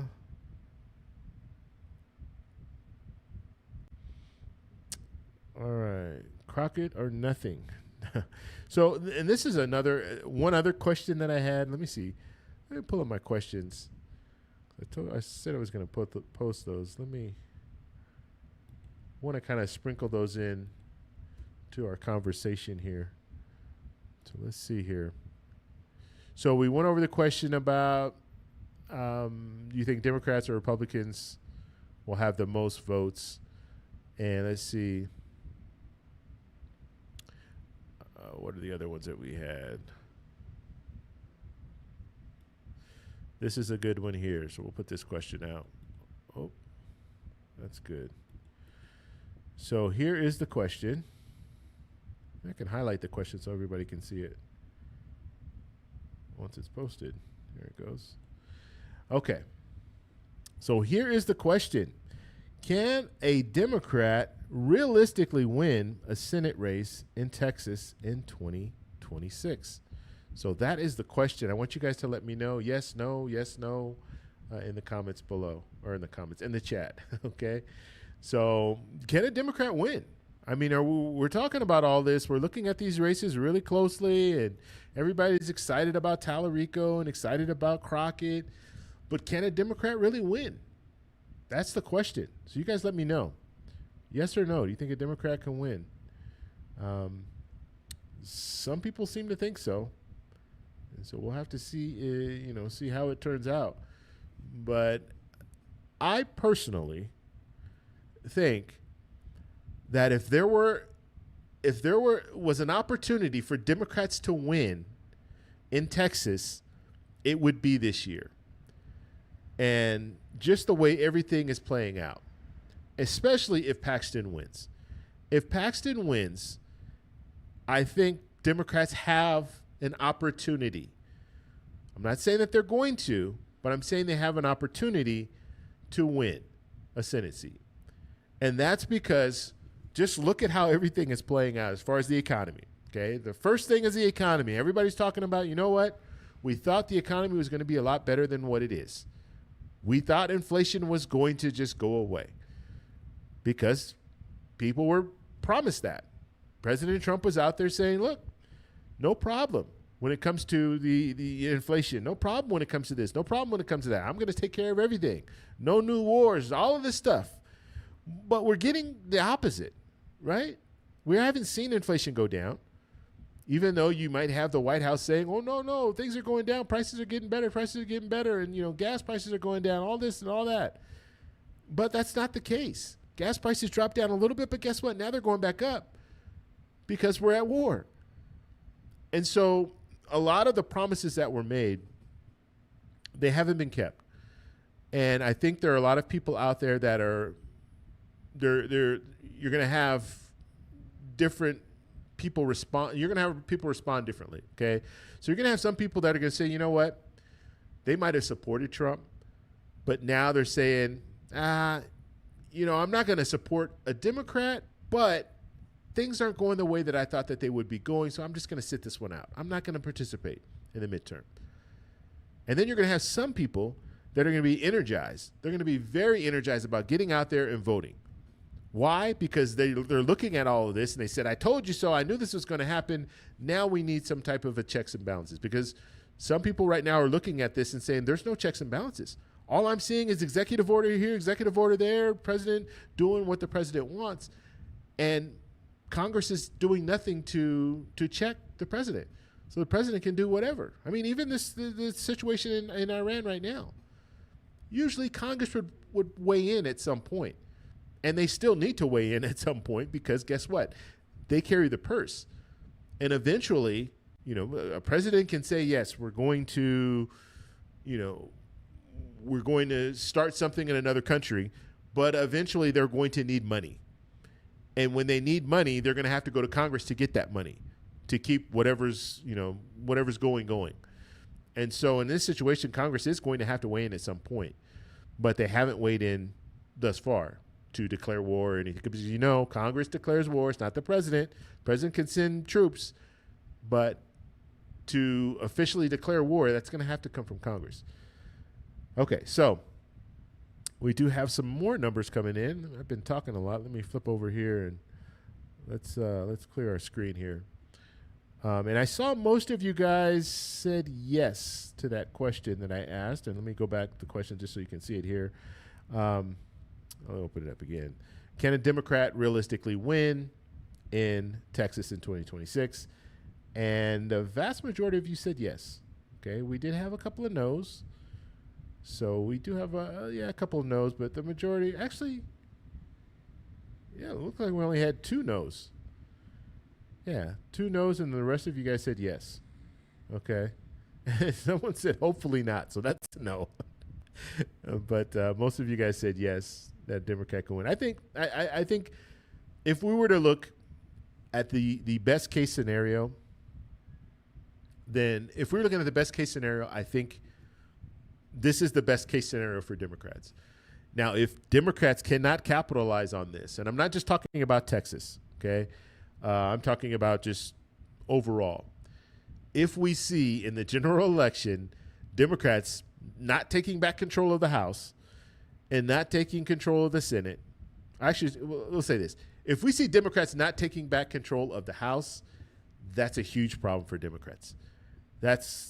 Yeah, I mean, that would be really bad if Democrats couldn't take back the House, because that's almost a given. I mean, it's very likely that they're going to take back control of the House. Okay, that's a fourth down in inches. And if they can't convert on a fourth down in inches, that's really bad for them. Okay, I'm using football analogy. I mean, hopefully you guys understand football analogies. If you don't, fourth and inches. I mean, that's almost a given. Something really has to go wrong in order for you not to get inches. Okay. But, and then I talked about the Senate too. So when it comes to the Senate, it's going to be harder for Democrats to take control of the Senate. Okay. So that's not a given. Okay. And right now, Republicans still have an advantage when it comes to the Senate. So that's why I had to backpedal off that, because Democrats should be able to take back control of the House, but when it comes to the Senate, it's going to be hard. They have a pathway. We went over that when we first started this live stream. I showed you the pathways that they have to take back control of the Senate, and that's why Texas is very important, because if they can take control of the Senate, or if they can take control of Texas or win in Texas, Democrats can win in Texas, that gives them a huge opportunity to take control of the Senate. Okay. Okay, new numbers. Let's go ahead and read these new numbers in. And so we're looking at James Tallarico at 477,104. And we're looking at Jasmine Crockett at 405,907. And then we're looking at Hassan at 9,734. We have 39% reporting. I wish I could make this large. I can't. Wish I could make it larger just so you guys can see. Hopefully you guys can see what I'm reading here, but I'm just reading this off to the left here. But Tallarico still has the lead. When it comes to the Republicans, let's take a look here. So looking on the Republican side, we have John Cornyn, 365,935. We have Ken Paxton at 307,128. We have Wesley Hunt at 111,756. So we're still looking at a runoff territory here. Okay. So we have 37% reporting. So we're moving right along. And I'll flip over to NBC in a minute once they start talking about, they're talking about North Carolina now. When they get back to Texas, then we'll go back over there.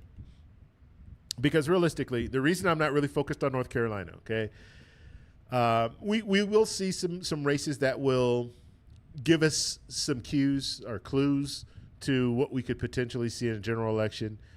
But the major race in North Carolina is going to be the Senate race. You have Roy Cooper, you have Whatley, and realistically, both of them are going to win their primaries. And so they're going to be running against each other. So watching that is we're not really going to learn much from that Senate seat or Senate race. It's a primary race. But when we're looking at Tallarico and Crockett, we don't know who's going to win. When we're looking at Cornyn and Paxton, we don't know who's going to win, or even Hunt. We don't know who's going to win these races. So these are the ones that we're focused on a little bit closer, because this is going to determine who's running against each other, what Democrats are running, what Republicans running in the general. Okay. And we might not have that information for the Republicans. We'll probably have a runoff here, and it's right now, this is the way we're looking more and more like this is going to be a runoff, and right now would be between Cornyn and Paxton. All right, so there we are. And they're still talking about North Carolina. What are you guys talking about in here?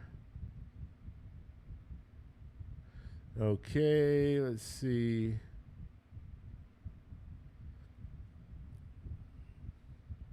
And is that Annie? Deannie? Deannie is saying that it's going to be a nail biter. It's going to be a close race. I mean, well, it is a close race right now, but I think it's going to continue to be close between Tallarico and Crockett. And Republic, what does that say? Republicrat is saying Crockett just got up, or just caught up to Tallarico a little. Yeah, so looking at the numbers, I mean, we're still waiting. We're still going to wait to see what happens with the votes that were cast today. Okay, and once we start seeing those numbers come in, Dallas County, like we said, then we'll see some. We could see some changing. Okay, we could see Crockett actually move closer to Tallarico. But right now, Tallarico does have the lead. We have 39% reporting, so that's a lot. And so now I think we could. Well, I don't want to say we could safely say, but the energy on the Democratic side, we could.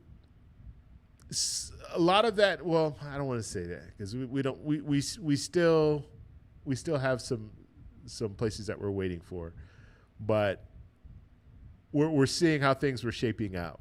Okay, when it comes to early voting, who was really benefiting from that?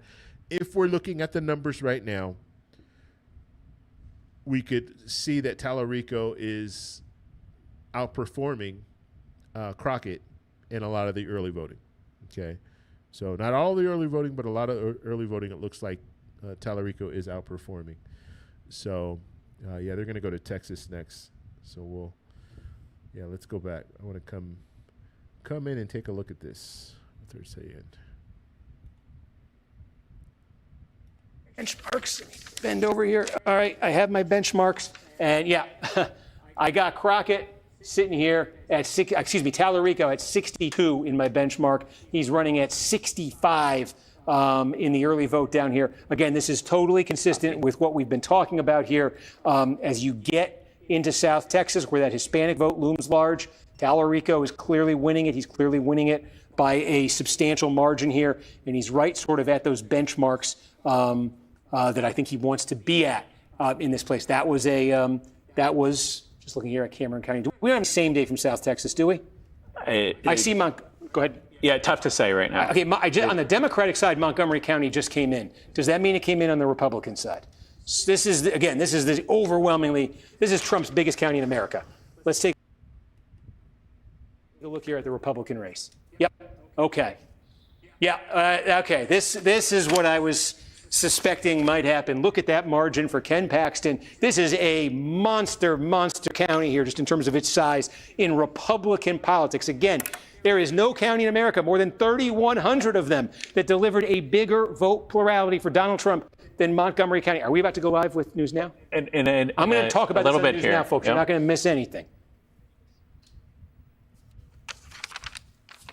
We'll be about a minute out. Okay.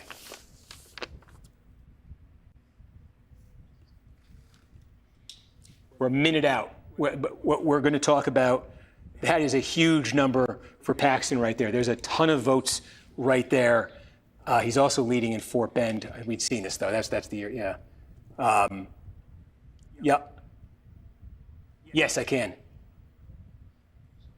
And Adam, that means we have Texas, too.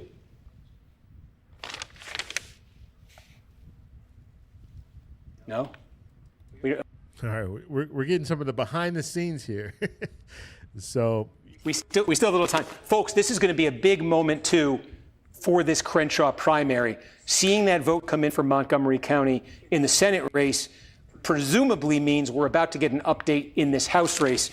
I should zoom in so you can see. Remember, look, this is a huge moment for Crenshaw, what the number shows when we get an early vote number out of Montgomery County. The Harris County portion, remember, just about half the district is Harris. It's a little bit less than half is Harris, a little bit more than half is Montgomery. Early vote in Harris, Toth. I was saying it wrong earlier. Leading Crenshaw. What is happening in Montgomery County? Wow. You just saw what that delivered for Paxton. What does a very, very big pro-Paxton electorate mean for this House race? How are they deciding here? I keep waiting for it to flip. I'm thinking it's going to come on, but Adam, keep me. Yeah, I can let you know when it comes in. Folks, I'm going to zoom out and do the Senate race because we're about to do that for the News Now broadcast. Oh, now we're going to zoom back out on this.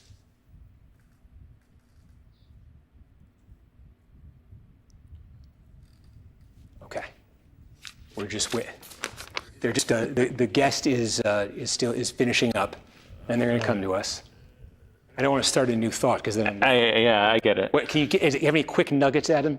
Anything you've been looking at? Yeah, the latest, we're getting small reports from Falls, Rockwell, Cameron counties in Texas. Those are the most recent updates. But we're waiting for those big counties. In North Carolina, is there anything else coming in North Carolina? Not in the last Wake is the big question. 10 minutes. You know, we should be checking in on North Carolina too as the first district. All right. While While they go ahead and talk, I do want to. Let's see. Is he going to start? So you're seeing behind the scenes, folks. See, yeah, we are. the News Now thing is going to me as soon as they finish with the guest. I can hear the guest talking. I'm trying to gauge if he's got another minute, and if so, if I could show you North Carolina 1, because that's what I wanted to do. But I think they're wrapping him. So I'm going to stand here. And then we're going to talk about Texas. Do we have anything new that I can show them fresh for Texas? Okay. No. Okay. Looking for all the drama I can here. Okay, they told me to stand by, folks. Here it comes. All right, so let's open up.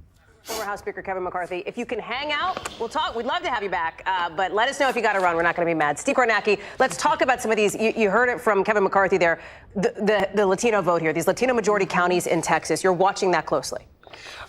We are, yes. Although, if you'll permit me, we just got a big piece of real estate that what were we talking about on the Republican side the last time I came out with you guys? The biggest pro-Trump county in America, Montgomery County. 750,000 people live in this county. It produced the biggest plurality in America for Donald Trump in 2024. And I was really curious. This is north of Houston here, the Woodlands, if you know the area here. The Paxton folks, I think, were expecting big things out of this county. And boy, if they didn't get them.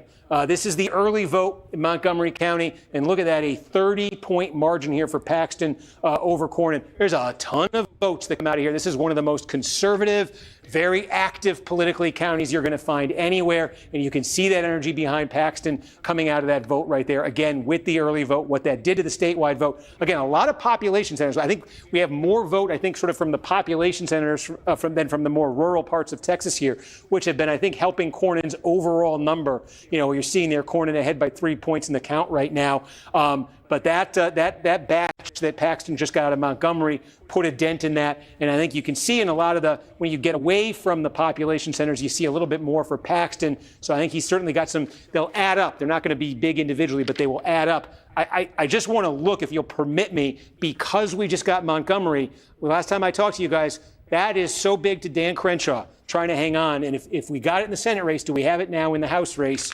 And what a build-up for nothing, guys. We don't have we don't have Montgomery for the House race. We only have it for the Senate race. I wasn't sure. I was hoping for a big moment there. But anyway, when we get that, which I think could be moments from now, I think we're going to know a lot about Dan Crenshaw and what's going on there. All right, Steve, can you bring us up to speed on what's going on with James Tallarico and Jasmine Crockett, because that's obviously one of the big races that we're watching tonight. Yes, and you had asked me about the Hispanic vote, and now I will answer your question, because we are finally getting, I think we are getting what timing, you guys? Bexar County. This is San Antonio. This is 8% of all votes in the Democratic primary.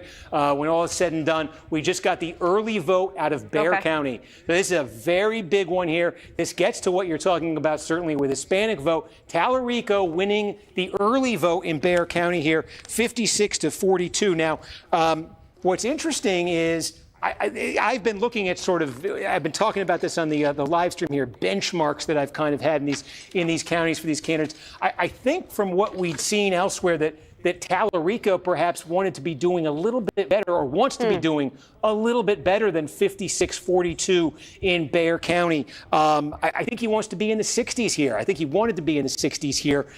We'll see as the same day vote comes in here if this number ticks up for him. But I think it's interesting, because the bigger point I was about to make is that elsewhere south of San Antonio, we are starting to get some big counties here, okay? This is where Corpus Christi is. You see, what you're talking about here is small black population, large Hispanic population, okay? And look, Tallarico, 25, 26 points ahead here around Corpus Christi. Brownsville, okay, 30 points there for Tallarico in the river. Here's a huge one, Webb County, where Laredo is, 34 points. These are all numbers in deep South Texas there that are very consistent with Tallarico winning the Hispanic vote, and I think winning it sizably. So that was one of the mysteries that we had in the polling coming into tonight, was what that Hispanic vote was going to look like in South Texas here, deep South Texas. Yeah. I think we're getting a very clear look. Although, again, I will say I'm interested here. Based on what I'd been seeing there, when I clicked on Bexar County, I was expecting to see a bigger number for Tallarico out of there. So overall, what that adds up to here, again, this is early vote that's been coming in. We're waiting to compare it to the same day, and I can't stress it enough, we don't have Dallas County, Crockett's home county here, but in the early vote, 7-point advantage for Tallarico right now. I was just going to ask you, do we have a sense, obviously we don't have Dallas County yet, but any sense of how the African-American turnout has been? Obviously, Jasmine Crockett making the argument that she's the candidate to best turn out the African-American vote. Yeah, I mean, again, so the counties that have sizable black populations, where you would be looking, East Texas here, this thing, I gotta get this right here. So here you go. This is where Beaumont is. Jefferson County has the largest share of black population of any county in Texas. There are no majority black counties in Texas, but Jefferson County has the highest concentration of black voters. And look at that. Crockett running at 80% here. This is the early vote, but this is 2/3 of the vote. And again, this is expected, I think. I in fact have a benchmark written down here for Crockett. 80%. I think she needs to get 80% out of Jefferson County. She's running at 80% in the early vote right here. So let's see if that continues. But that's consistent with the candidate who is winning the black vote by overwhelming margins. So, Steve, we're about 36 minutes away from, obviously, the poll close there in Dallas County and in that section of Texas there. I would never ask you to make a prediction on a crystal ball, but if you were looking at sort of the next big places where you're looking to see vote drop in, and either in Texas, what's the thing you keep refreshing? Bring us up there with you. Yeah, look, I don't mean to take the easy way out on this, and I'm not refreshing as we know it's 10 o'clock, but it's Dallas. Because, this is, how many votes are coming out? What about Harris? What about Harris County? Yeah, we've got this is the early vote from Harris County here. Crockett leading this by 8 points. So yes, I think this is a county that Crockett needs to win. I think she needs to win this, county by several points. I think when we looked at this one going in, it looked sort of like a toss-up, like a swing county. Mm-hmm. I think this is one, if Tallarico is winning this, Tallarico is feeling great about where he is statewide. This is early vote. So yeah, what happens here? Now, the warning I got to give you on Harris County is they're notorious for giving you the early vote, and then the next day you get the same day, like 2 a.m. you get the same day vote. So let's see. Okay, we will see. We're hanging out with you, guys. We got Crenshaw. Do you want to see it? Yes, go. Let's go. Yes. Do we ever? Okay. Wow. Wow. Okay. This is Montgomery County. The Woodlands. Wow. This is the early vote. Again, this is Toth's base. I apologize. I've been saying it wrong. I only read these names on paper sometimes. But look at this. A monster margin in the early vote over the incumbent. 28 points. This is Toth's base, Montgomery. Yep. This is Harris, the other half. He's also leading the early vote there. What that means is 60% of the vote is in this district, and it's a 7,500 vote margin, nearly a 20-point margin for Toth over Crenshaw. Would need to win the same-day vote in the mother of all landslides if he is going to catch Toth at this point. Remember, Crenshaw, the only Republican without Trump's endorsement, incumbent in the House side in Texas, and starting to look like he needed it. Steve Kornacki delivering the drama. Wow. That is high drama. And Ryan, this goes back to your point about a purity test. Dan we talked about it on the Crenshaw, Democratic side. But yes. We got. Yeah, and the other race you can check in on too is the Green Menifee race. We haven't checked in there since we got that Harris. All right, we're gonna. Guys, I think we should just dwell on this for a minute here, though, because that's come out of that. Wow, what a mission. Let me zoom in a little bit more. But wow, this is a big moment. We went into tonight saying, are we going to see? All right, let's go back. Let's open this up. I want to take a look at some of the vote count. Okay, so new numbers, overall numbers is what we're going to go over right now. So we'll do that. I was looking at the chat just seeing what you guys are saying. Okay, so let's go over. We're looking at the Republican side first. Republican side showing Cornyn. Now, is this up to date? Let's see. Yeah, it's up to date. Okay, so you have Cornyn at 428,234 ballots cast or votes. Paxton at it just changed. Let me go back. Cornyn at 429,172. Paxton at 366,553. And Wesley Hunt at 126,489. Okay, so you still see this is 44% reporting.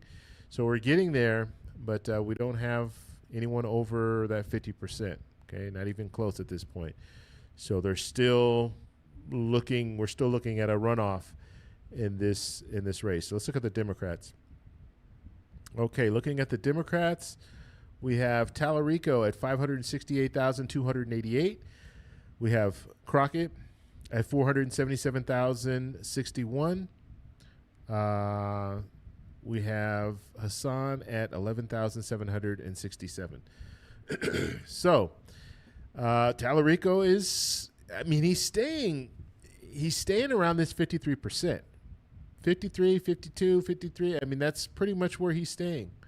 So we'll have to see if that continues. Obviously, when Dallas comes in, we're going to get some more votes for Crockett, but you have to understand it's not all going to be for Crockett. So Tallarico will win some there too, and Hassan might win some as well. And so we're seeing Tallarico starting to increase that lead. He's almost at 100,000. So yeah, that's where we are right now.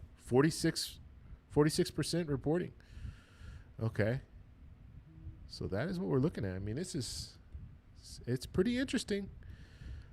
I don't really want to go to ABC now because I just read this one and these numbers might be a little bit different. Looks like they have more numbers. So they're showing more here. They're showing Tallarico at 568,258 and they're showing Crockett at 491,827. And then Hassan at 12,429. Hinojosa, the governor for the governor's race, 600, and that's pretty much she's going to be the nominee. It looks like there. Let's look at the Republican side. We're looking at ABC News right now, so let's look at the Republican side. So Republican side, you have Cornyn at 415,605. You have Paxton at 391,936. Then you have Wesley Hunt at 130,678. So no one is over that 50%, or at least close, not even close to the 50% at this point. So, yeah, that's where we are. That is where we are. New numbers, it's pretty much the same there. And then on the Republican side. Okay. So what are you guys thinking? What are you thinking? What do you guys think this is going? Tallarico is the one with no experience. Okay, you guys. So now we're having these back and forth. Tallarico or Crockett. The final Emerson poll had Tallarico winning 52 and Crockett at 47. Looks like they are almost right on the money. Now, you're saying this, but we still have we're still waiting. We're still waiting. Okay, a lot of this that's coming in right now is an early vote. But we are going to see some more voting coming in, so that's not the final number yet. That's just where it is right now. Okay, they're still counting. Okay. So let's see. Yeah, and understand polling too. And I made when we're looking at polling can show you one thing, and then you end up finding out you know what, they were way off. President Trump is one person that was underrepresented when it comes to polling. And so when we were looking at Harris, Trump, I was thinking Harris is going to win. And I knew the race would be close, but I was thinking Harris had the advantage just looking at the polling. But we saw what happened. Okay, so polling is going to tell you something, but it doesn't automatically. I mean, if you're using a lot of different pollsters, you should have a pretty good idea of where things are going to go, but they don't always go that way. That's all I'm saying. Okay, so we'll have to see how it all pans out, and that's why I didn't make any predictions when it comes to Crockett and Tallarico, because the polling was all over the place. So it was hard to really make a prediction at that point because you didn't really see one candidate having an advantage over the other, because one poll would say they had the advantage and the next poll would say they didn't, and then the next poll would say they did, and just back and forth. Okay, let's look at some of the new numbers coming in. We have James Tallarico at 576,541. We have Crockett at 483,183. We have Hassan at 11,960. 46% reporting. And Tallarico has that lead. 8 points right now, almost 9 points. Okay, so we'll see. I mean, if Tallarico, and if you start looking at some of these counties, if Tallarico wins a lot of these counties, you know, these sparse, you want to call it sparse counties where you don't have a lot of people, but it adds up. So if you know, Tallarico continues to just chip away, even when we start opening up some of these larger counties, it might not be enough for Crockett. So we'll have to see. But right now, I mean, he's opening up a lead. He continues to open up this lead, and we'll have to see if that's going to be enough in the end. Okay, let's see. I want to open up. Let's see. Grab this one. Let me do that. Just don't want to lose this. They're still on this Toth. Let's see. Let's move this to.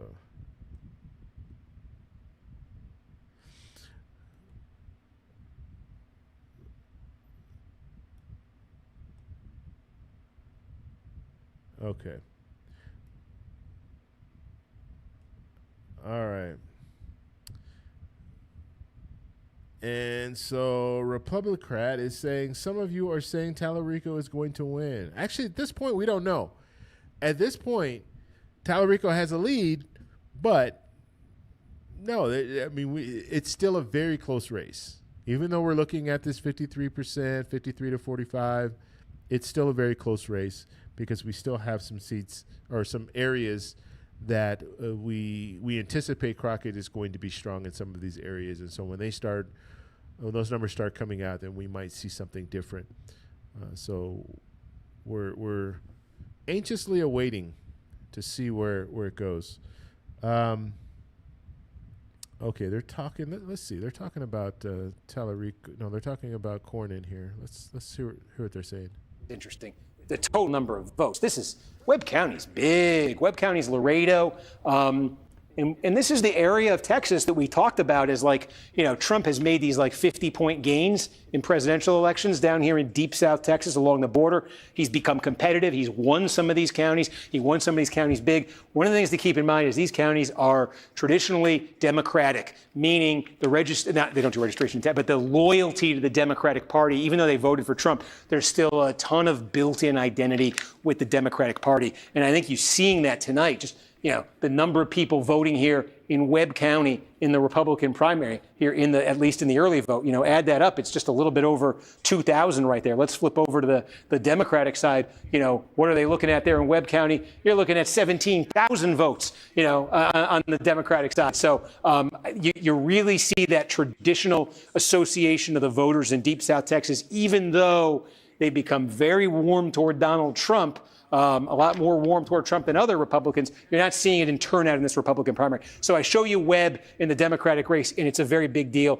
I show you Webb in the Republican race, and much less so just in terms of the weight that the county has with that vote. But anyway, you can see what is happening there. So take a look back again statewide here. It hasn't changed too much since we last looked at it, which means North Carolina 4. We don't have anything new in North Carolina 4. Nothing new in North Carolina 4. I can talk a little bit about the Republican Senate race. We get small election day votes around all these counties. Mm-hmm. So we're about cumulatively up to about 20,000 election day votes. Yes. in the Republican Senate primary. Yes. So currently in Election Day, Paxton's leading 45-37 over Cornyn. And based on our records, the early vote was 44 Cornyn, 41 Paxton. Did you get that? They can't hear you, right? Yes. That's what Adam just said is wow. It's okay. It's a small sample there, but what you're essentially looking at here, this is essentially all, or it's not all early vote, as Adam just told you, but I think you're seeing, Cornyn obviously with a slight advantage now. I think if you filled everything in with all the early vote, there's more opportunities here for Paxton in these small counties to shake things up. But the possibility that Adam's hinting not hinting, he's just saying, is that as this same day comes in, this is going to change, and that Paxton's going to be able to leapfrog Cornyn if that is the trend.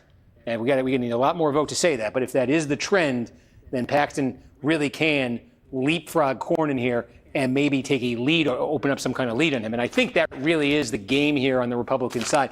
Our decision desk has not called this race. And what time is it right now? It's 9:30. Our decision desk has not called this race, but I think you can clearly see here the likelihood of a runoff between Cornyn and Paxton.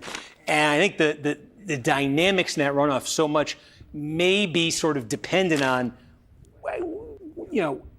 what does it look like at the end? I'm trying to say something that doesn't sound too dumb. In other words, if Cornyn ends up winning, leading Paxton at the end of this, at the end of the vote tonight, and going into a runoff, that's strong. That's stronger than people were expecting. And if you're Cornyn and you've been trying to get Trump's endorsement, trying to get Trump off the sidelines, if you could walk out of tonight and say, hey, look, I got to a runoff and I got the most votes in the preliminary, and hey, these Democrats are making a ton of noise about winning the seat in November, maybe that could get Trump interested. Maybe that could get Trump to come in and make an endorsement that clearly he's been reluctant to make, and that maybe Cornyn's chances of actually winning in a runoff would depend on. Conversely, if Paxton is able to overtake Cornyn, both in the remaining early vote that comes in and then by performing significantly better in the same day vote, if Paxton were to emerge today with a sizable advantage over Cornyn, the case that Cornyn's trying to make to Trump that, hey, it's worth investing your political capital, trying to come in and trying to help me, a 4-term Senate incumbent, leapfrog somebody who just got significantly more votes than me in a primary, to do that in a runoff, that's a much tougher sell to make. So what Adam said is very interesting there. And I think even more than sort of the county by county results right now in this race, I think that's the big thing is I'm going to just be asking you, and I'm going to be updating folks. Do we have any more that's come in since I've been talking? Yeah, it's a little bit here and there. It's tough to say because they don't get categorized right as they come in a lot of these areas. So it's tough to keep a cumulative total, but I'll keep you updated on that. Yeah. We've gotten a few more counties in Texas 23 if you want to check. Okay, we got more in 23. Very small votes, but. So again, it's a net 10-point shift is what Adam's describing in that Senate race toward Paxton in the same day vote. Small, All right, we're going to go back. I want to see what's going on. Vote Hub here. So we'll take a look at some more numbers. Tallarico now at 580,910. We have Jasmine Crockett at 487,711, and then Hassan at 12,034. Okay, so staying around that 53%. You see that. That's very constant. So we'll see. We'll see what's going on here. So right now, Crockett is going to have to start making a move. We're at 47% reporting, so almost half reporting so far. So yeah, she's definitely going to have to start making a move. We'll see what happens in Dallas County. We see here she's pretty strong here on the east side here of Texas, but you see Tallarico in a lot of these smaller, sparser counties. You see Tallarico is doing better than her. So, and I'm telling you, I mean, you just taking some of these smaller counties and just winning them, they all add up. And so, yeah, we'll see where it's going to go. Let's see at the Republican side where we are. Okay, so we're looking at Cornyn. Cornyn's at 443,916. Ken Paxton's at 379,482. And Wesley Hunt is at 130,477. Okay. All right. So we'll see. So Cornyn still has the advantage, 46 or 45%. 45% recording so far. So yeah, I mean, both sides are very close. But I think if we're looking at the Republican side, we see what's important to note about that is you don't have a candidate over 50%. And, Wesley Hunt is at that 13%. So just looking at the polling that we've seen in the past, we were seeing Paxton ahead. So Paxton was replacing what Cornyn is showing right now. So we'll have to see if Cornyn is able to weather the storm here. All right, let's see. All right, so what do you guys have to say? Oh, you know what? Yeah, hit the like button. Thank you, Dolly. I haven't said that this whole time. I'm bad about that.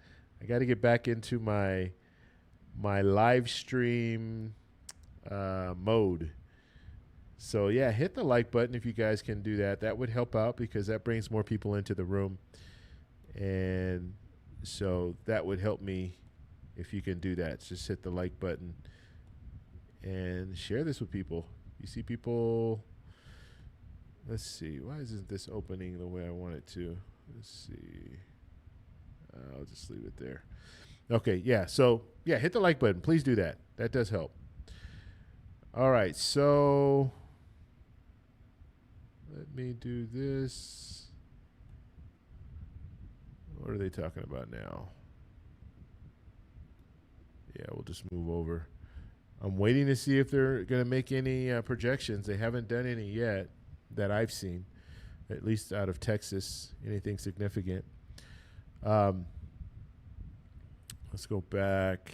Okay, so we have more numbers now. So Tallarico's at 595,190. Crockett is at 497,610. And Hassan is at 12,229. Tallarico is plus 8.8. 48% reporting. We're almost at 50%. Tallarico has about 100,000 vote lead. And as I'm saying, I mean, even if Tallarico gets out far enough, then even if Crockett does dominate in some of these different areas, like the anticipation coming out of Dallas County and some of these other counties, it's just not going to be enough. Tallarico is going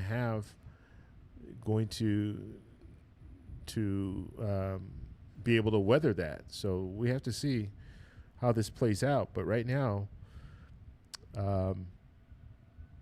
I would think Crockett is pretty concerned looking at these numbers.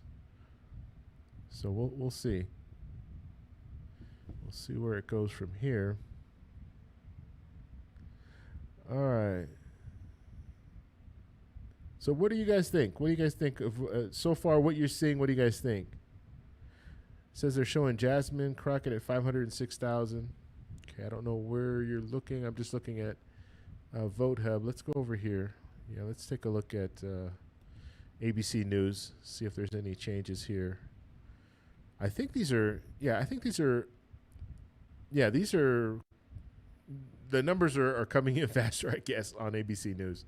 So this is ABC News. Maybe that's what you were looking at, but that's showing us right now Tallarico at 587,022. So, yeah, that's weird. See, okay. Yeah. So just so we won't get confused because of the way this is showing. So let's look at this. I just want to show you this real quick, what I'm talking about. 595,942. That's for Tallarico, right? On ABC News, it's showing Tallarico at 587,022. Vote Hub is showing 595,942. When it comes to Jasmine Crockett, 498,118. ABC News is showing Crockett at 507,375. So you see, it's different. And I don't know why that would be. They should be getting, there's 45% reporting, 48% reporting here on Vote Hub. So So I basically need to stick with one. That's what it's. But what I like about VoteHub is it's showing me the different counties. So we'll stick with VoteHub for now, but it does show closer on ABC. So, but we'll definitely stick with one. I'll glance back to see what's going on the other side, but I don't want to get it too confused. Okay, almost 150,000 or 100,000 bump at 50%. Yeah, that's where VoteHub is showing this almost 100 points at 50%, 100,000 votes at 50%. What are they showing on Kornacki? Let's see. Yeah, let's see. They're doing. This is North Carolina. Yeah, we'll wait until they get back to Texas. North Carolina, we kind of know what's going to happen. That's why I don't really want to cover that too closely. Let's see on the Republican side. Cornyn still has a lead. Cornyn has a lead still. 451,177. Ken Paxton's at 387,298. And Wesley Hunt is at 132,644. 46% in. So Cornyn is hanging in there. I think people are probably pretty shocked. I mean, I didn't see a poll that showed Cornyn winning or Cornyn ahead. I didn't see a prediction market that had Cornyn ahead. I mean, we're talking the late pollsters. Everyone had Paxton ahead. And Paxton is not ahead. So we'll have to see. I heard them talking on NBC saying that a lot of the same day vote is going to come in for Paxton. So we'll have to see if that is true. But right now, Cornyn is hanging in there. He has a lead, and I mean, it's not substantial, but it's, what is that, 80,000? 70,000? 70,000 vote lead halfway through. Okay, some more numbers. Tallarico's at 596,267. Crockett is at 498,438. And Hassan is at 12,200 and just moved up 260. So Tallarico's still around that 53, almost 54% there. So we'll get back to that. And NBC is still talking about North Carolina. So as soon as they come over, then we'll change. You see, New York Times is showing Tallarico at 53%, Crockett at 46%. That's pretty consistent. That's almost what we're seeing. We're seeing Crockett at 45%, not 46, but it's pretty close. Okay. All right. Any questions that you guys have? And remember, hit the like button. Bring some more people in the room. That does help with the algorithm to bring more people in. If you guys can hit that like button. And let's see where we are. Yeah, 347. All right. Okay, 496. Anything else going on over there? No.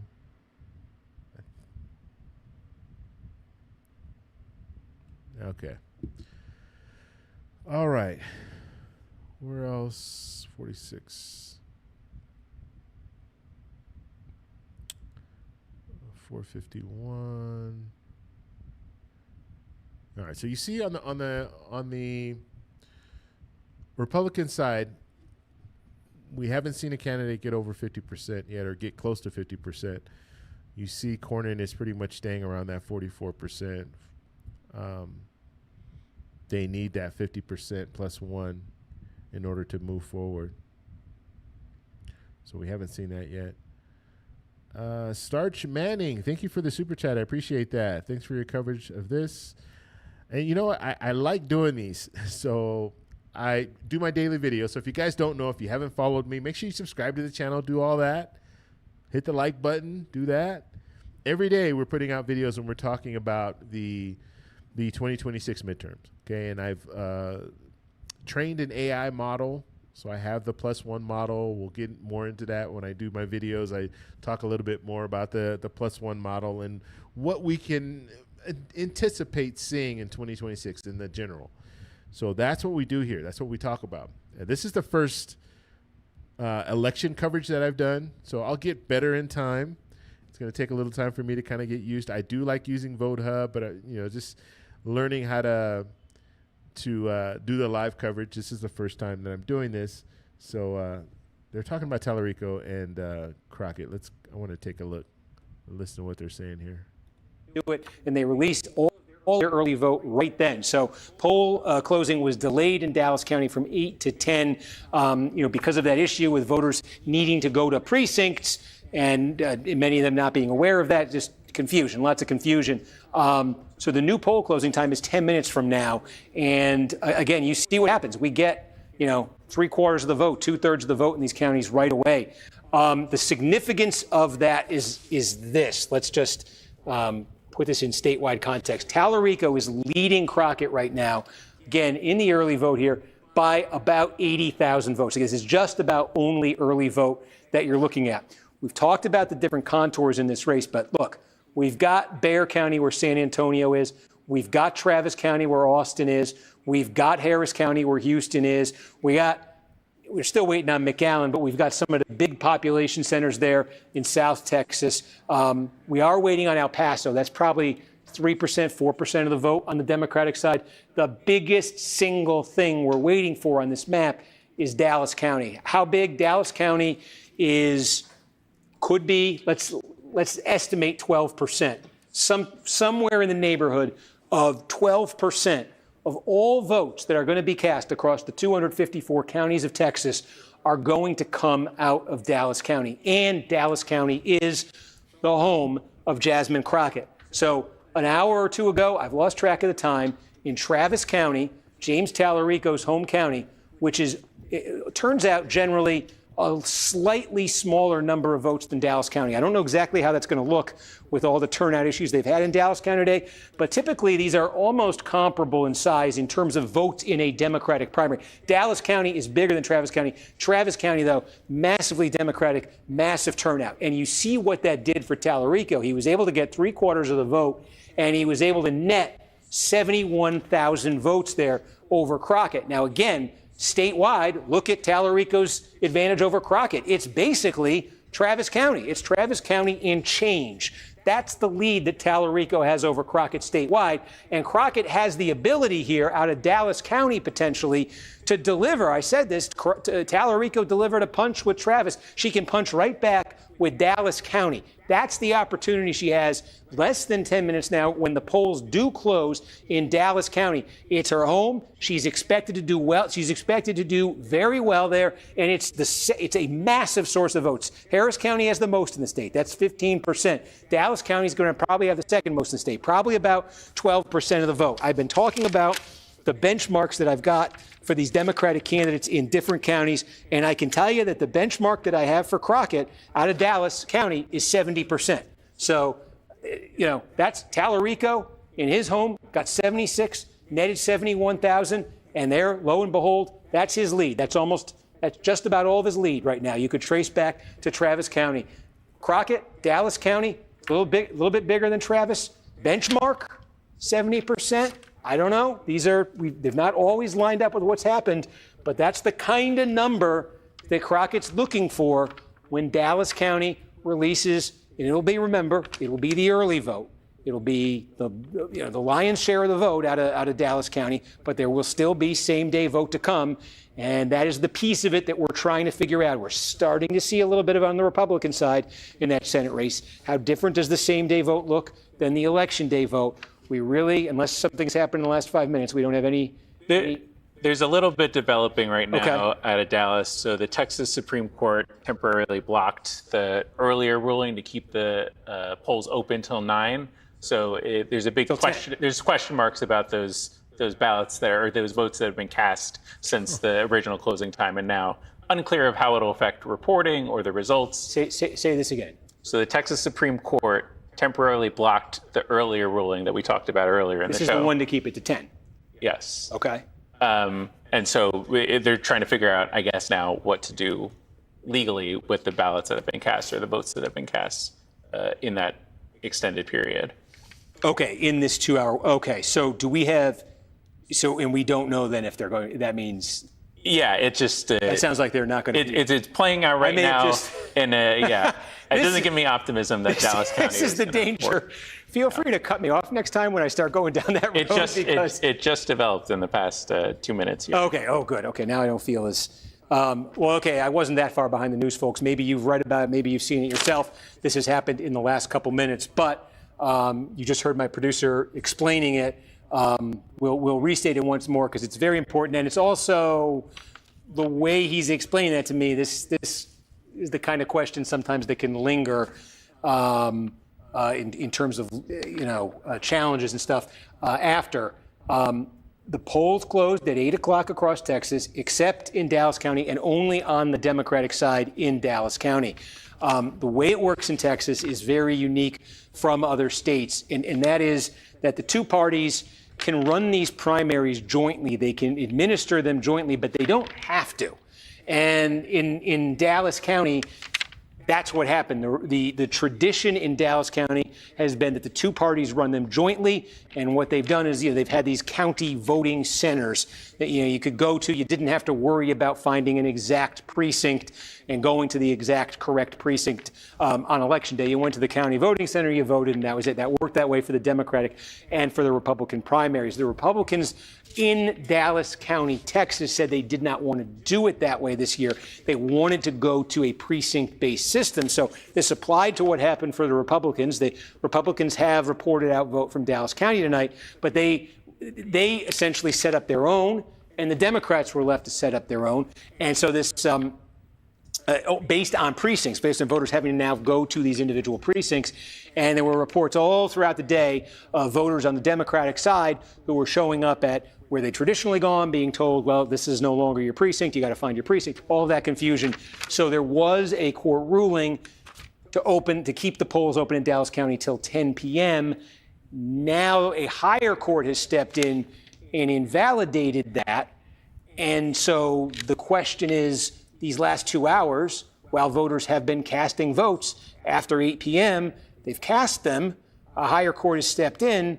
What's the status of those votes? What are they considered? Do they put them, and what do they do in terms of reporting out the votes from before 8 o'clock? Do they put the ones that were cast since 8 aside and report out what came earlier? Do they put everything aside and wait for so you're probably following, if you're watching this, you're super engaged in this, and you're trying to answer these questions too. You're trying to figure this out. We are too. And Adam, if you want to just read any guidance we get, if you want to just see anything we have from our reporters, please do so. Tell me.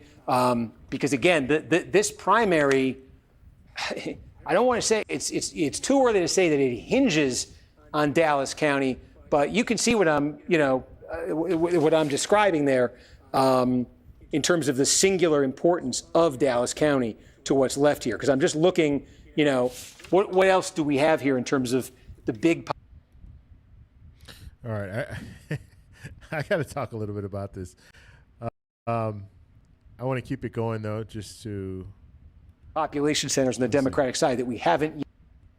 Look at what's left here in the early vote. You do see some... Yeah, this is... Wow. This is a big deal for Jasmine Crockett. So we're going to have to see how this plays out. So you have a higher court ruling that, why did this pause here? I don't want it to pause. I want to keep it going. Okay, so you have a higher court. We'll get right back to this in a second. I don't think he has any new information to put out right now. But so you have a higher court ruling that the lower court that gave gave people an extra 2 hours to go and vote because of the situation that was going on with people going to where they used to vote and them telling them, you vote somewhere else, and so now they have to go somewhere else. And let's say if you got there last minute, you didn't have time to get to that other precinct so you can vote, so they extended that time. But that was in Dallas County on the Democratic side only. And so now, if this higher court paused this, then what do you do with those votes? And how many votes are we talking here? And so, yeah, this is not good news for Crockett. It really isn't. Now, understand this, early vote, all of that, the stuff that happened in Dallas prior to this, those are still all should be counted, right? I mean, that should already come out. But, yeah, this is, wow. This is, I don't know. I don't know how they're going to resolve it. But and what are they going to report today? Are we going to see stuff? Let's see. Are we seeing numbers coming out? No, we haven't seen anything come out of Dallas yet. But what are they going to do with the numbers today? How do they do the cutoff? Like if there was a cutoff, how do they do that? And I'm talking about like the time. Are they just going to say, okay, everyone that came in before this time, we're going to take all those votes before the normal time? But then the extended time, how many votes are we really talking about, and what are they going to do with that? Let's take a look at the votes we have so far. Talarico right now, 650,786. Crockett is at 538, 440,000. And now we're looking at, look at Hassan, 14,054. So we're looking at Talarico at 54.1%, and Crockett at 44.7%. So we've now seen Talarico get up to 54%. And so, yeah, a lot is riding on Dallas County. Now, understand, Dallas County will still, there's still votes there. So Crockett still has an opportunity. But with this latest ruling, and I don't know what that means. What does a pause mean? Yeah, what does that mean? You pause it. It doesn't really make sense to me. Does that mean that, yeah, I don't even know the ruling. All I could say is they allowed it, and now they paused it. So what do you do with the votes? And I guess maybe that's the reason for the pause, and now it goes to, I don't know. I don't know where it goes from this point on. But it is a mess. That's going to be an issue. But we will still, I think what they say in about 10 minutes, we'll at least get the early vote, hopefully, and maybe get some of that same day vote. I don't know if they'll do that. But right now, Talarico is increasing his lead. He's at what, 9-point lead now, 9.3%, or yeah, 9.3%. Actually just changed a little bit there. But yeah, we'll have to see where it goes. Crazy. Let's look at the Republican side real quick. So Republican side, we're looking at Cornyn at 480,991. Looking at Ken Paxton at 423,514. And Wesley Hunt at 144,446. So 13%. So Wesley Hunt, I mean, he's pretty much staying where what the polls were showing. We're looking at about the same, the same numbers there. So that's very interesting. And no one on the Republican side is over the 50% at this point. And so we're most likely going to see a runoff. And right now would be between Cornyn and Paxton. All right. So we'll get back to the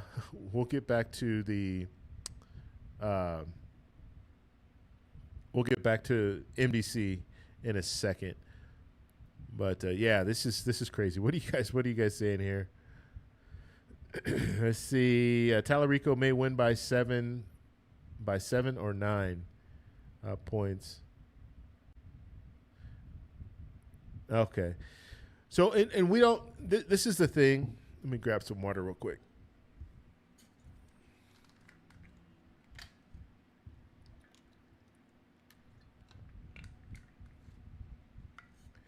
So we don't know how many points we're talking about here, or how many points, how many votes we're talking about here from that time span, from the time that the polls closed to that 2 hours. So with that 2 hour window there, we don't know how many votes we're talking about. And so potentially what could happen is we get all the votes that were counted out there, and then you look at the difference. And that difference might, and I'm just throwing, an example out there. I'm not saying that this is what's going to happen, but let's just throw an example out there. Let's say Tallarico wins by 50,000 votes. And that gap, that window, that 2 hours only amounts to 25,000 votes. Let's just say that, okay? Well, Tallarico, looking at the numbers, Tallarico had more votes than that 25,000. And so maybe that is what we end up seeing. But we'll have all the votes counted, and then it might come down to that 2 hours, okay? So that's something that we should be thinking about. I'm saying 50,000. That's actually like 20. I'm saying 25,000. That's actually probably a lot of votes between in a 2 hour span. So it might not even be that many votes. It might be less than 10,000, less than 5,000 votes that we're really talking about here. But if we're looking at a race that's very close, that means a lot. Okay, they're talking about Tallarico now. Let's Tallarico and Crockett. Let's see what they're saying here. Haggled over in court. Yeah, you know what? In fact, we can, Adam. What's the current expected vote out of Dallas County? Because I can give you, if you bear with me here for 30 seconds, we can get you a number here. Steve, I'm going to jump in because I want to get, there's some court action that's happened in literally the last couple of minutes here. And I want to get to our team on the ground now in Texas because it is essentially now not clear whether the votes cast after the original poll close time are going to count. Let me go to Tallarico headquarters. Ryan Chandler is there. Priscilla Thompson is Crockett. Oh, well, okay. But now we can talk. Now we can do what I wanted to do for the News Now folks here in the stream. What is the expected vote out of Dallas? And this comes with a lot of asterisks. We don't know what they're describing now. Is we have no idea votes cast for the last 2 hours if they're even going to end up counting. But I would. Yeah, stand by with me. I'm having a little difficulties. Okay. What I was going to say on the air was a version of what I think I was saying before before we went on the air. I was saying to you folks, and that is, again, I had a benchmark of 70% here for Crockett. I think she needs to be higher, and it may be significantly higher. The way, again, it ticked up again, that Tallarico margin. He is collecting votes.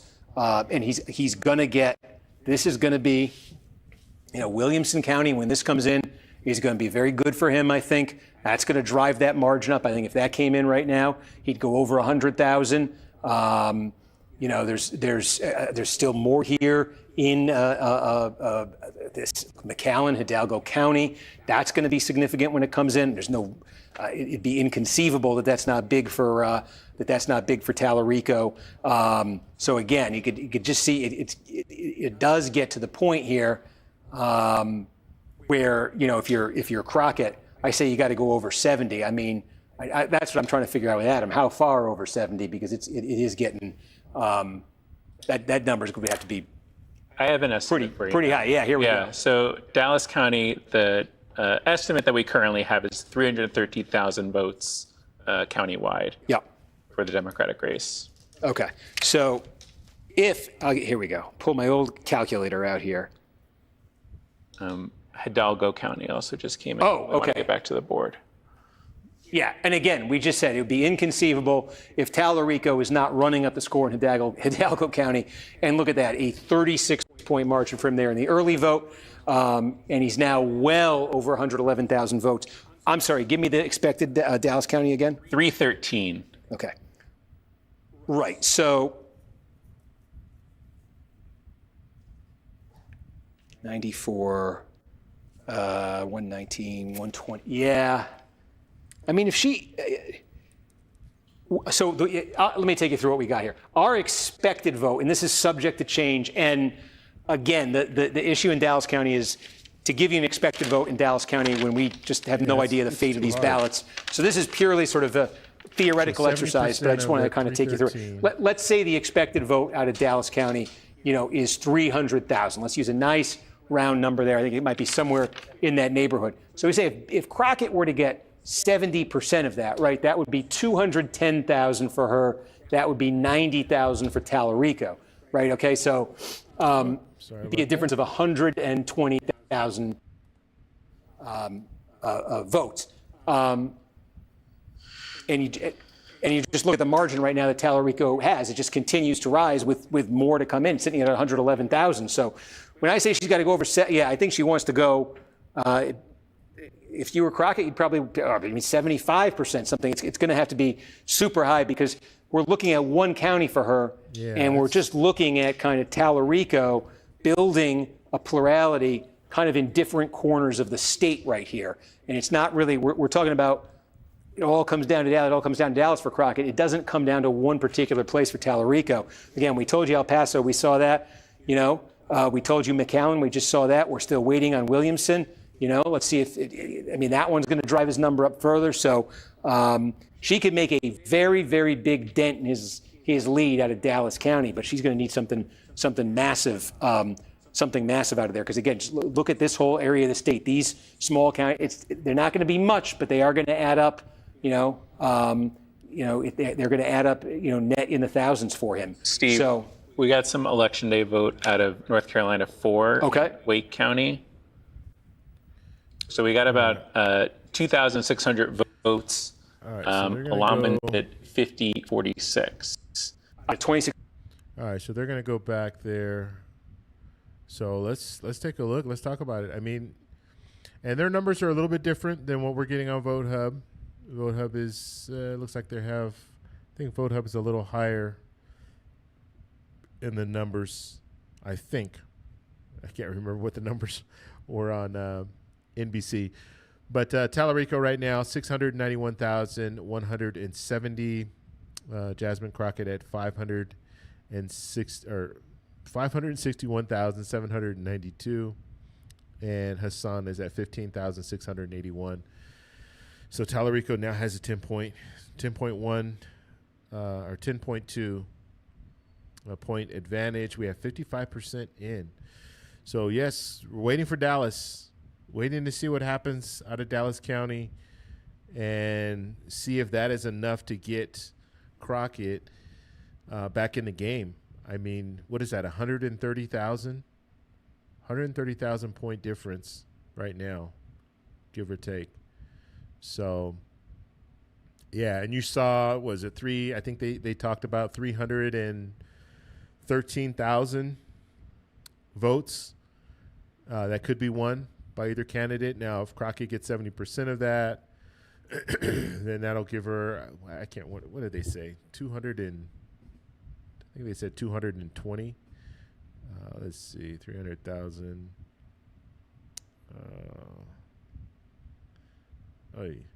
210? Let me see. It's 78%. Yeah, 210,000 votes. So you add 210,000 votes to her, but then the 30% would give him 90,000 votes. 30% of 300. Yeah, 90. So he gains 90, would give him 200. Wow, 220. So he would be up by like 10,000 points, basically. Or, yeah, up by 10 points, 10,000 votes. If that were to go with the 70%. Now, we're just saying 70%, so we don't know. Actually, Dallas County did come in. Let's go ahead and bring this in. And looks like it's about 60%. Do we know the status of that vote? We don't know. We don't know the status. Okay. Exactly. Before I get into this, we want to. We're going to go on to News Now and talk about this, folks.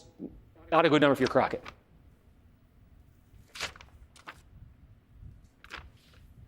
Yeah. So she needed that 70%, or she needed more than 70%. They have Crockett on right now. Am I still going? They've given us the cue. Yeah. Okay, folks. They're taking Crockett is speaking right now. I'm just. She's saying, there's going to be nothing in terms of result till tomorrow. But I want to say this whole legal issue about these. Sorry, I'm stumbling because I think they're going to come back here. On this, because Steve, I think the question now, and you heard her lay this out, she says if we don't have the results in Dallas, where she's expected to do fairly well, a stronghold for her, we don't have the votes for tonight. So let me ask you, I don't know if we know, will the vote in Dallas make enough of a difference at this point in the race?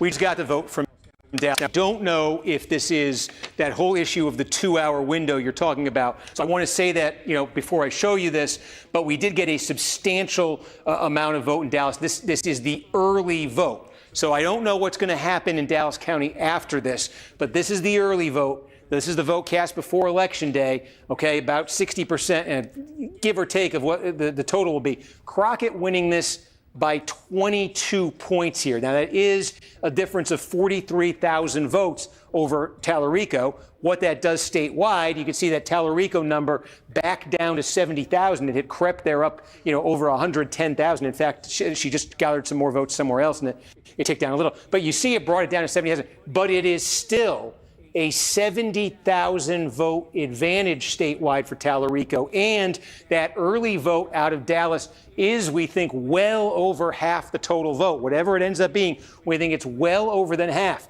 She was able to net 43,000 plurality with well over half of it, and she still trails statewide by 70,000 votes. So even if the rest of the vote in Dallas County came in and looked just like that, she would still be well short here of that margin that Tallarico has built. I want to say I've been, our audience on streaming tonight, we have been showing benchmarks for these candidates as the counties have come in.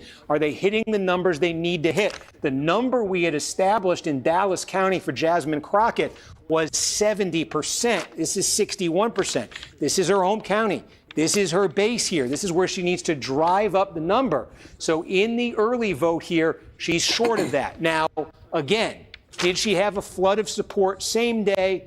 Were there ballots cast between 8 and 10 o'clock that there are some issues here that are above my pay grade to address. But the early vote here, I think for Crockett is 61%. She wants to be near 70 here, not near 60. And meanwhile, what we've seen happen statewide, again, we were saying this, while we sort of focus on Dallas for Crockett, we have been watching Tallarico in different corners of the state start to pad this plurality. So I think the last time I was on with you, he brought El Paso in. I'm not sure if you had seen, but Hidalgo County came in. We knew this was going to be big for Tallarico the way South Texas was going. This is where McAllen is, and it was big for Tallarico. Another giant one that we're waiting on that I think is going to be massive for Tallarico is Williamson County, this right outside Austin. Again, this is the heart of his political base. So you saw Crockett put a dent in it with Dallas's vote. We think that's more than half the vote out of Dallas County.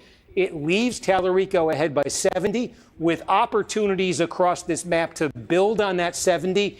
And that leaves whatever's left in Dallas. And again, there's a question here of what's left in Dallas. But whatever it is, it does not appear that there's enough there, to be putting a dent in this. She would need something from somewhere else to give her the extra. She would need a big flood of same-day support somewhere else. It's not just going to come from Dallas.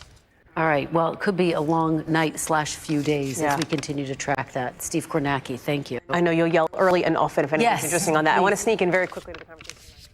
Okay. Okay. I am going to just take a glass of water here. Do you have something, Adam? Yeah. So our decision desk did get some comment from the Dallas County Elections Office. They said if someone was in line by 7 o'clock, they were allowed to cast their regular ballot. But if they joined the line after 7, they had to cast a provisional ballot.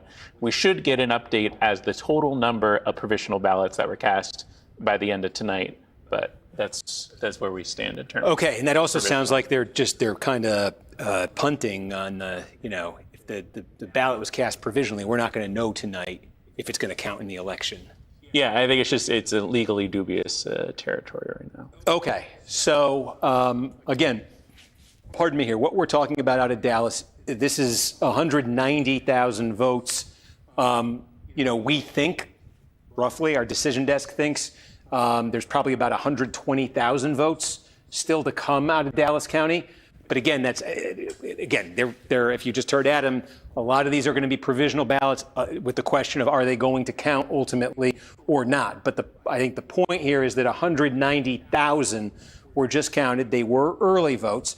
And from that 190,000, Crockett was able to build a plurality of 43,000 votes. Now, in the same day vote, she has a much smaller pool to draw from. It was 190,000. Now she's only going to draw from roughly around 120,000 votes, maybe fewer.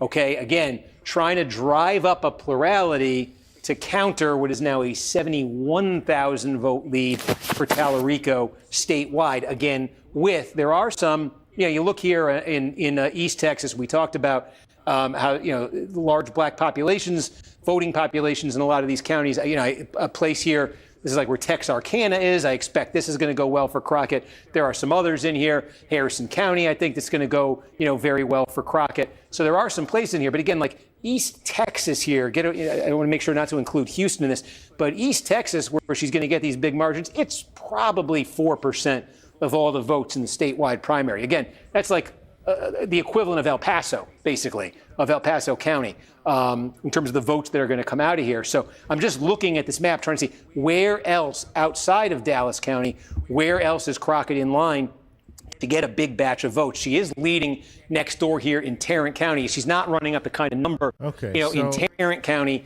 that she. I'm just going to pause that. Let me see. Not sure if you had seen, but Hidalgo.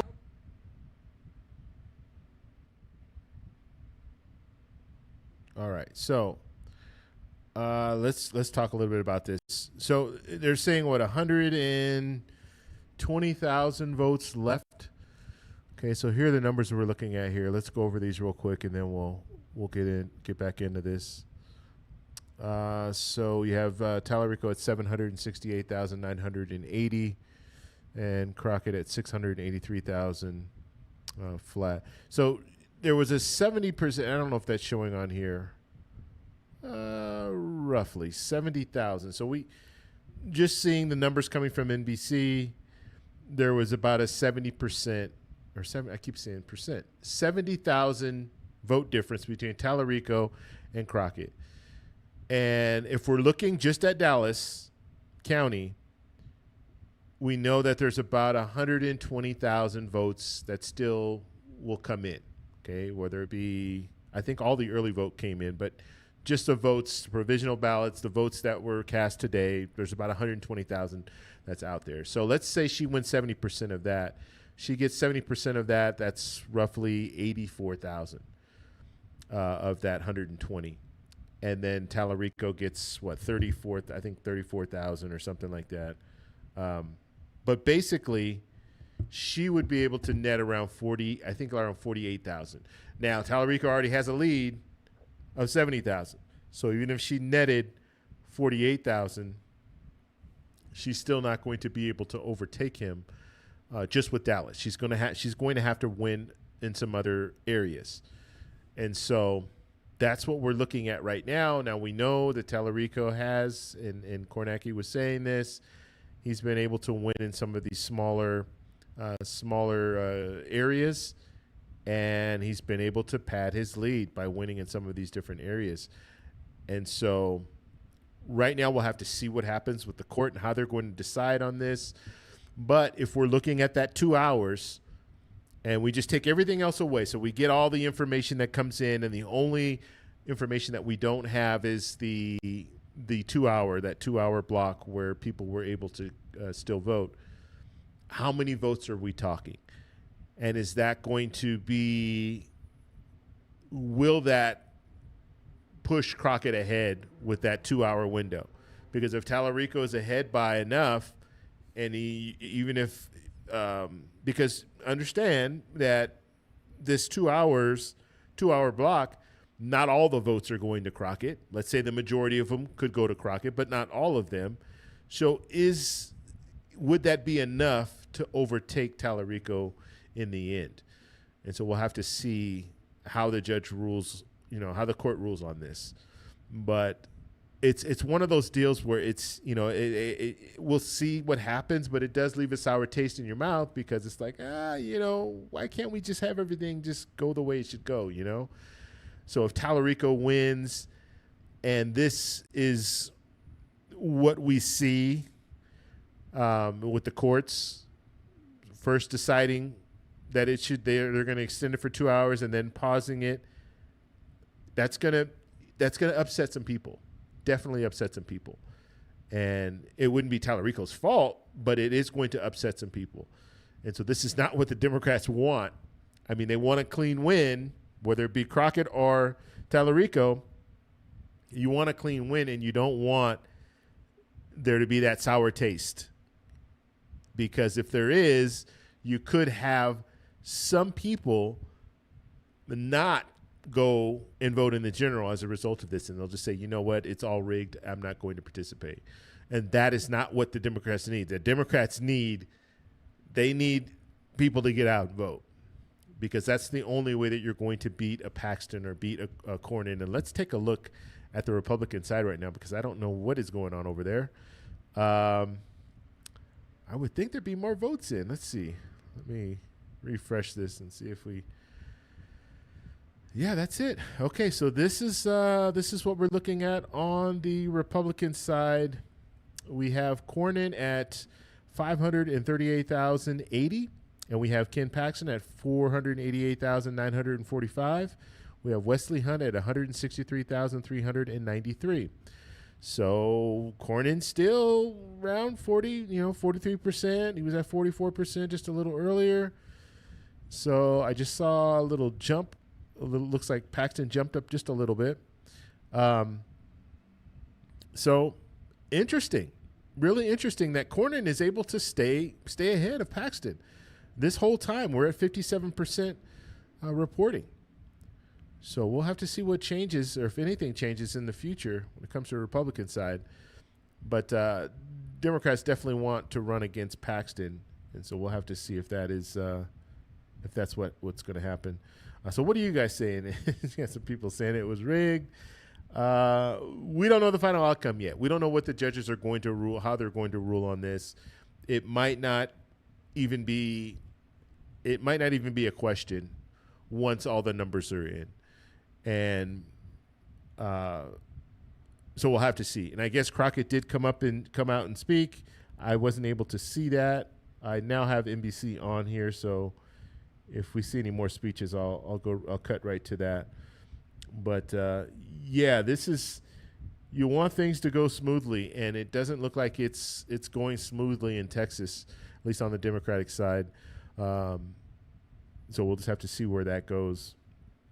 And so let's see. Common Sense Party says Crockett needed at least 76% in Dallas, and she only got 60%. Yeah, she when you start looking at the numbers and how Kornacki was talking about, okay, well, she gets 70% of 313 or 300,000 votes.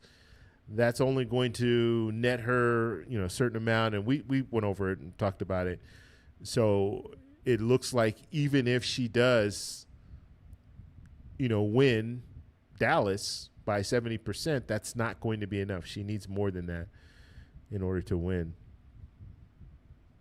So we'll see. We'll see where it goes. We'll keep watching here and see the new tallies. We got new tallies. Okay, yeah, Crockett did catch, I won't say catch because that's not the right word. She caught up on some votes, but she's still behind. Okay, Tallarico right now, 772,740. That's 52%, 52.3%. Jasmine Crockett at 685,472. And then Hassan is at 17,964. And Tallarico right now is plus 5.9. So 64% in. So now that we're seeing Dallas come in, this is we're starting to see things formulate. And it looks like Tallarico is has a cushion, has enough of a cushion to weather the storm in Dallas. But we'll have to see if he's going to win outright. Let's see. I don't know what I had. Let me see here. I'm going to flip to the regular screen real quick because I am looking for something and I can't find it. Okay, yeah, so we have Kornacki here. Okay. All right, let's go back. They're talking about it again. He's put together statewide here that I think really is powered in part by what's happening in the southern part of the state. I mean, first of all, his own base in Austin really came through. But what's happening in South Texas, what's happening in El Paso, in Webb County, in Cameron County, in Hidalgo County, in Bexar County where San Antonio is. These are not insignificant chunks here in the Democratic primary, and all of them are deep blue. We're talking 20, 25, 30, 35-point advantages for Tallarico now, and I think those are really, starting to add up on top of what happened here in Austin. She's also, Crockett leading here in Harris County. Look, again, Harris County, massive. 5 million people live here. 15% of all the votes in the Democratic primary come out of here. No county's gonna produce more votes than Harris County. But while it's nice for Crockett if she's ahead here by 8 points in the early vote, it nets out to 17,000. That's what that advantage is good for. If she's doing this again when the same day vote comes in, that's a third more, is going to come in out of Harris County. I don't know. What does she net? Another, 7,000, 8,000 votes here? Again, maybe she could net 10,000 out of a Tarrant County. Maybe she could net another 7,000 out of Harris County. That's a 17,000. Again, we talked about Dallas. Maybe she could net 30,000 out of there. You're talking 47,000 votes between what are probably her three best counties left on the map. And again, you're falling short if you're her of where Tallarico is right now. Let's. I'm kind of staring at this to see if anything else kind of jumps out at me here. Brazoria County. This is a pretty good piece of real estate there in the Houston area. We don't have anything from there yet. Although look next door in Galveston County. Tallarico leading there. In the early vote. So, no guarantee that's going to light up for Crockett that, when that comes in. Williamson County, we've talked about that quite a bit. It's very small here out in West Texas, but, Midland here. This is Odessa, Lubbock. Lubbock's a decent size. These are small in the Democratic primary, but again, those are little chunks there that have helped Tallarico here. Let's take a look over on the Republican side here and just see Cornyn now continues to lead here a little bit less than 3 points over Paxton. And I want to ask my producer, Adam, what we can now say about the same day in this Republican race. Yeah, and I do have a little bit of guidance for you, but let me talk through the same day vote in this race. So right now we've got about 53,000 ballots in.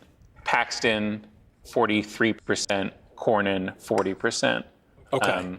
And again, it's just about the inverse of the early vote. Of what those same places were in the early. Yeah, exactly. Okay. I mean, yeah, it's not a huge split there. And look, we're close to 60% here.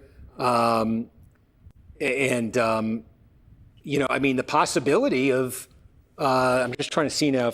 Let me try to do here what we just did in the Democratic race. Where are we? Okay, we're waiting on Brazoria. Okay, what happened in Galveston? All right, and we see Fort Bend. We're still looking at early vote there. We saw what happened in the Woodlands. We saw Paxton win big there. Let's take a look around the Dallas Metroplex here. Do we have same day in from any of these counties? Let me take a look around. Yeah, I'm just I haven't checked in on these since we got that 8:15 batch. Kaufman here, Paxton leading there. All right, so while they're talking a little bit about this, so what's interesting about this race here with Cornyn, Paxton, and Hunt is, first off, Cornyn is outperforming the polling that we've seen so far. But it does look like there's going to be a runoff, which that's what was anticipated. But we didn't see, in the polling, we didn't see Cornyn on top. We saw Paxton on top. But what you also need to look at is you also need to look at, they're in North Carolina now, but you also need to look at Hunt. So Hunt is, let's flip over to that, flip over this screen here. So if we're looking at the Republican side, you have Cornyn right now at 552,316. You have Paxton at 513,438. You have Hunt at 170,000, just change, 172,477. Paxton at 519,749, and then Cornyn at 559,547. So what's interesting is what if we have a runoff, the people who voted for Hunt, are they more likely to vote for Paxton or Cornyn? That is the big question. And I would think that if someone is voting for Hunt, they want a change. They're not really interested in Cornyn. And that's why they're not voting for Cornyn. They're not voting for the incumbent because they don't think that the incumbent should win. And so they're voting for someone else. Now, they might not like Paxton. And so some of the people that don't like Paxton, they might vote for Cornyn, or they might not show up to vote. Okay? Some of the people that are voting for Hunt right now, they might say, you know what? We don't want Cornyn, and so we'll vote for Paxton over voting for Cornyn. And so that's what's going to be interesting out of this situation here.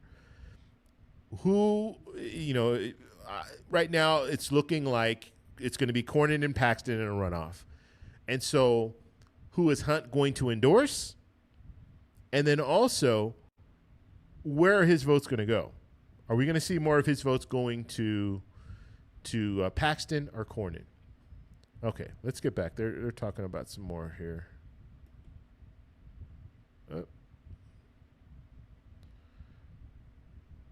Let me see. Let me cut back here.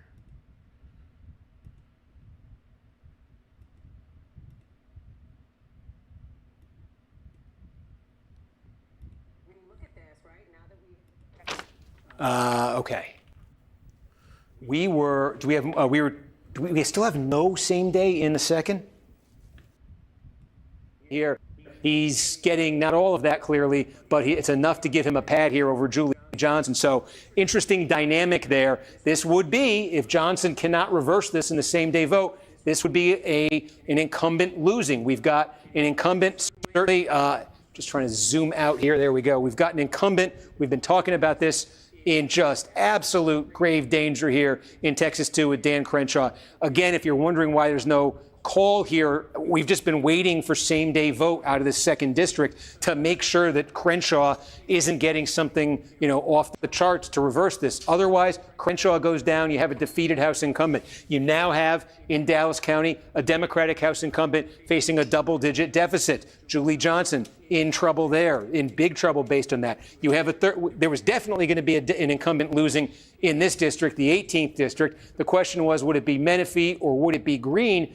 Now we've got more same day. I'm going to pause on this one for a second here because I think it's tightened a touch. It's a 5-point difference here, 3,200 votes between Menifee and Green. And I'm going to ask Adam, what do we know same day in Fort Bend and Harris in this district? Yeah, that was that Fort Bend update that came in.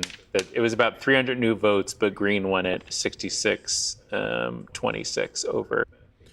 Okay, so let's come back here. About 5,000, maybe. Okay. Was that the first same day batch? Yeah. Okay, let's go ahead and take a look. Go back to what I was talking about here. But yeah, I mean, we are, let's see. We'll have to see. Will we get a call tonight in Texas? That's the question. And I don't know the answer. So Tallarico right now, 782,133. Jasmine Crockett, 694,365. Hassan at 18,355. Tallarico is plus 5.9, 65% reporting.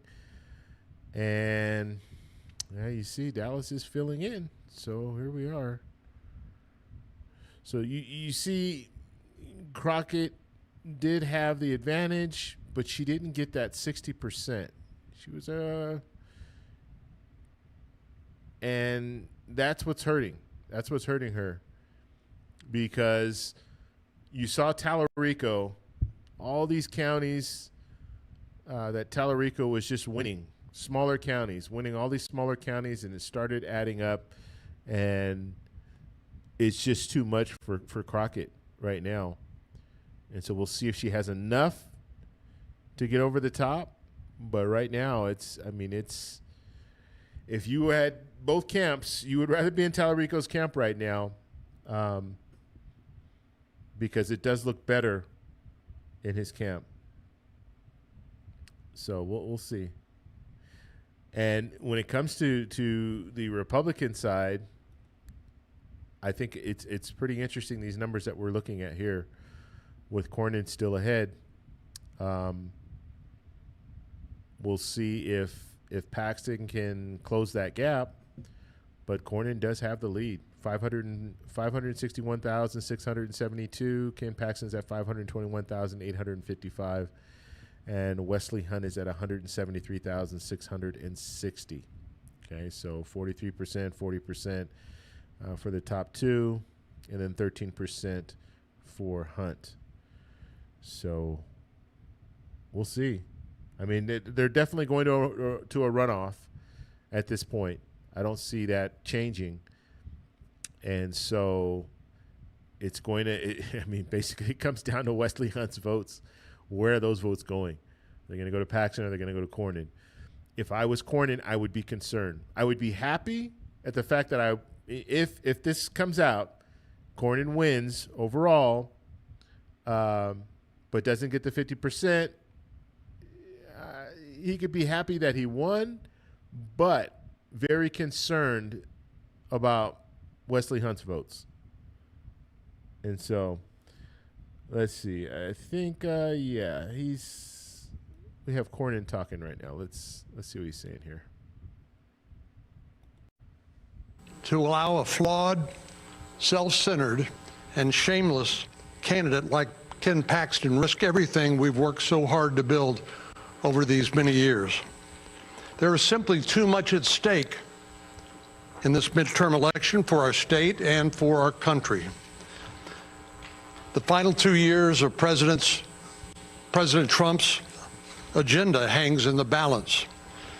I'm proud to have supported President Trump and worked with him to help him achieve his goals in the Congress.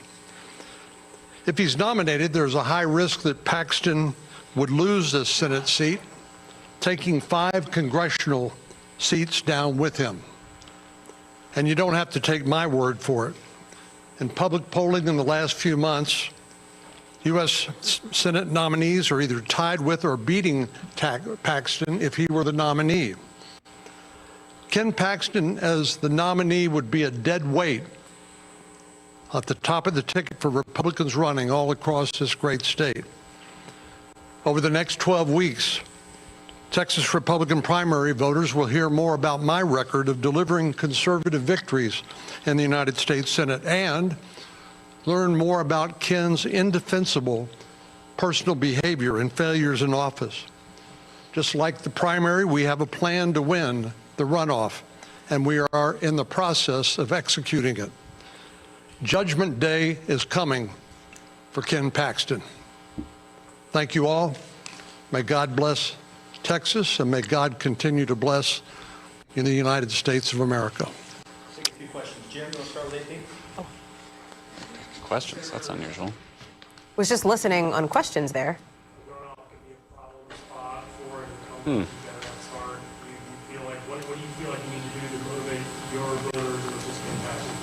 having run away with. Well, fortunately, I've had the experience of winning a runoff previously when I was Attorney General. I won a contested runoff for the Republican nomination then. Obviously, we need to encourage as many people as possible who voted in the primary to come back on May the 26th. Fortunately, Texas has an early voting period, which will allow anybody and everybody who wants to vote an opportunity to cast their ballot early. If they don't do it, then they can do it on May the 26th. I think there'll probably be, at last count, maybe as many as 5 races on the ballot, which will make it much more likely we'll see a robust turnout of voters then. But as I said, and as I think we've demonstrated, there's simply just too much at stake for Texas voters to stay home. And I don't expect them to stay home. I expect a robust turnout. We'll certainly be encouraging that.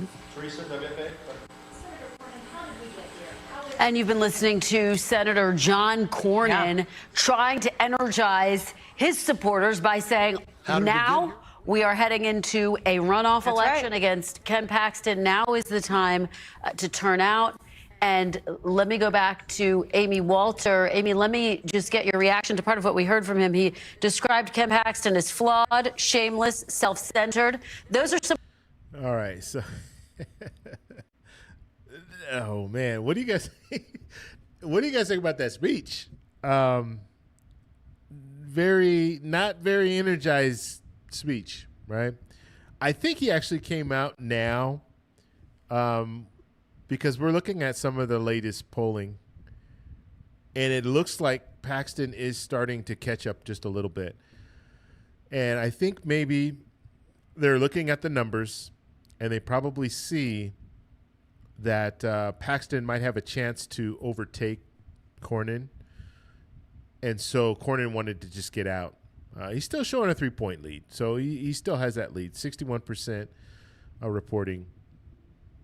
But Paxton might be waiting to see if he can get closer and maybe be able to say that he won, but they're doing the runoff, but he got the most votes. Maybe that's what he's waiting for. Maybe that's what Paxton's waiting for. And maybe that's what Cornyn is afraid of, and that's why Cornyn came out now and said that they're going to be moving forward with the runoff, because you really don't need to, right? There's no reason for you to come out now and say that you're going to be moving forward in a runoff. You can wait on that. There's no rush on that. It's not like you're being projected the winner. So we'll see how that plays out, but not very energetic there with that speech. And we one of the things that is going to be very interesting is who's going to get that lion's share of Hunt's votes.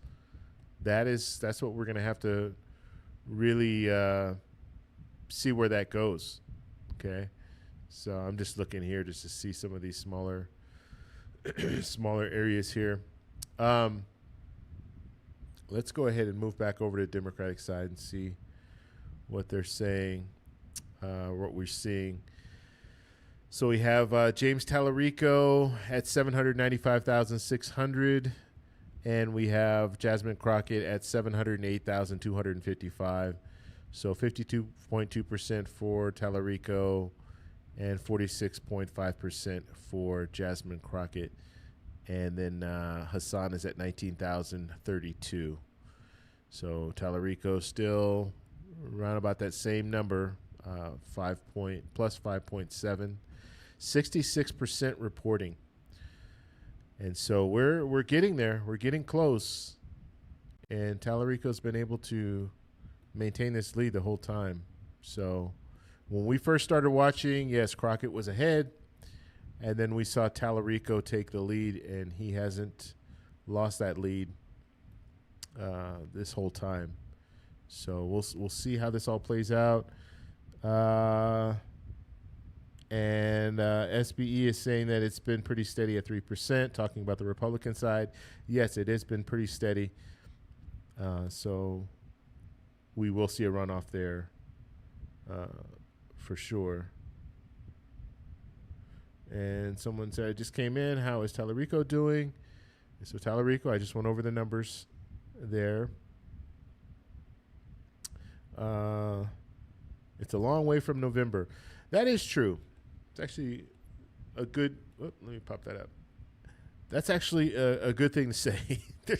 We got a long way to go. A lot can happen. Okay, and if you guys remember, and I say this in a lot of the videos that I post,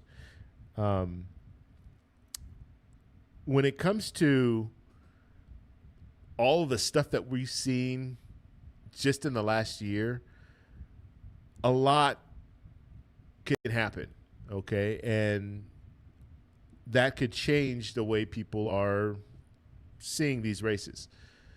And so we'll have to see what happens in the future, but the economy obviously is an issue, and you're going to have people very upset about the economy because the economy hasn't improved the way that the promise was put out there.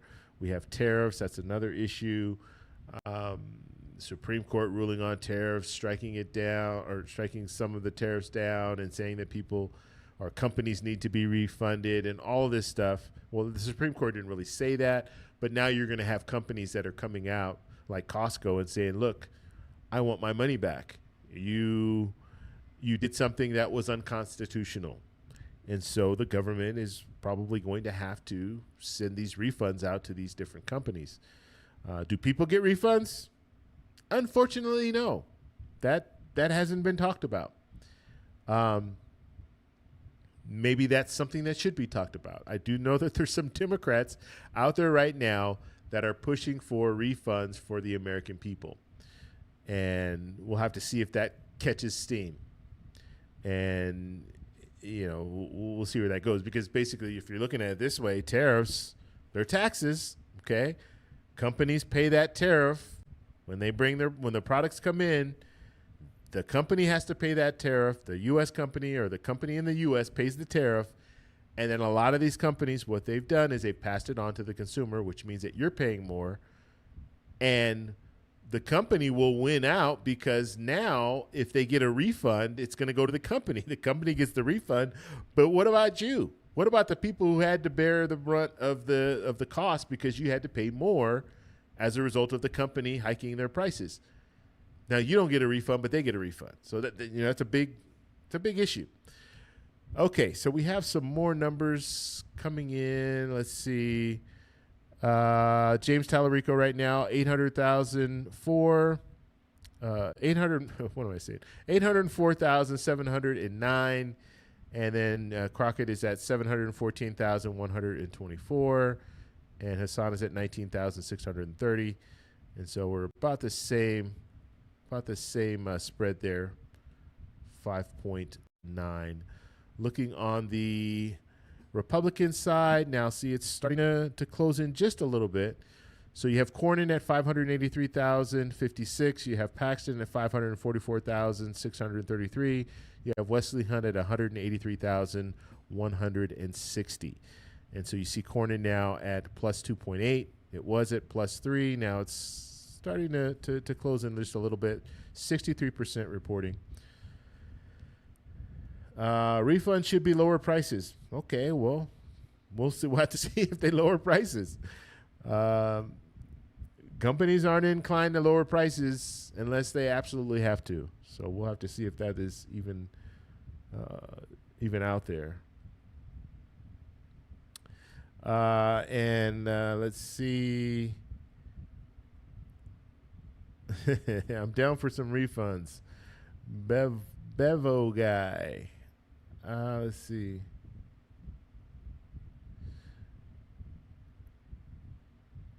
Okay, so just trying to see if there's anything else going on. Let me see what's going on Kornacki. They are in Texas still. Is that the latest? Yeah. Let me move this over. All right, so whenever they have some more news coming in, we'll come back to that. But I want to look at this Vote Hub again just to see if there are any changes here. So yeah, I mean, you see, I don't know. Paxton might be able to overcome Cornyn in the end here. It doesn't mean much. There's still a runoff. But I think if Paxton can overcome or overtake Cornyn, it does look good for Paxton because we're talking about an incumbent here. Cornyn is an incumbent, and if Cornyn can't win, that looks really bad for him. So, I mean, he's not. When I say win, if he can't get the most votes, that looks very bad for him because we know that there's going to be a runoff. So I won't say win, but if you allow Paxton to overtake you, that doesn't look very good. And you saw Cornyn was not very enthused about this whole thing, right? Obviously, he doesn't want to do a runoff. If you are the incumbent and you have to do a runoff, that generally means that there are a lot of people out there that don't want you to win your fifth term. Basically, that's what they're saying. They would vote for someone else over you. And so, yeah, I guess there's not a lot to be happy about that you're doing a runoff, and now you got 2 more months where you're going to have to try to win the race. When usually an incumbent has that advantage because they're an incumbent, and they generally win outright, but not in this case. And it would be interesting, like I said, the most interesting part about this whole situation in with the Republican Senate race is where are Hunt's votes going to go. Okay, I think I'm going to do a video tomorrow just talking about that because that's going to be crucial to find out where those votes go because if they do go to Paxton, if some of them, if the lion's share goes to Paxton, then Paxton will probably be able to beat Cornyn in the runoff. And so I think Cornyn knows that. And then also Wesley Hunt, who is Wesley Hunt going to endorse? Who's the president? Is the president going to endorse Cornyn or Paxton? That's going to be very important to know, too. So there's a lot out there when it comes to this Republican Senate race. But what this does is this is going to help the Democrat, whoever it is, Crockett or Tallarico. This runoff is going to help the Democrat because now the Democrat could just focus on that general election where you're going to have the Republicans still going back and forth. Battling it out for another 2 months to try to see who's going to win, spending a lot of money, spending a lot of resources, where the Democrat can now just focus on the general and try to just gain more and more support. So this will benefit Democrats, the fact that we have a runoff on the Republican side. And that's just the bottom line. Okay, let's see. Let's see. What are you guys saying here?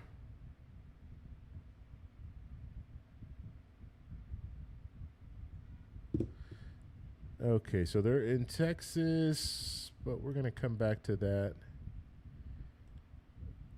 Let's see. I want to see if they have any more information about the Tallarico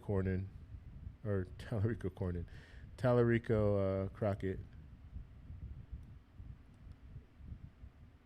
Yeah, they're back in North Carolina. I didn't really cover North Carolina because I'm really trying to cover the Senate races. And that race is already pretty much, we're already seeing Roy Cooper is going to win there. I'm pretty sure they've already announced, even if you had some, it's going to be Roy Cooper and Whatley. Okay, we already know that. So now let's focus on the general when it comes to them. But the race in Texas is everybody's watching that because it's very, very close.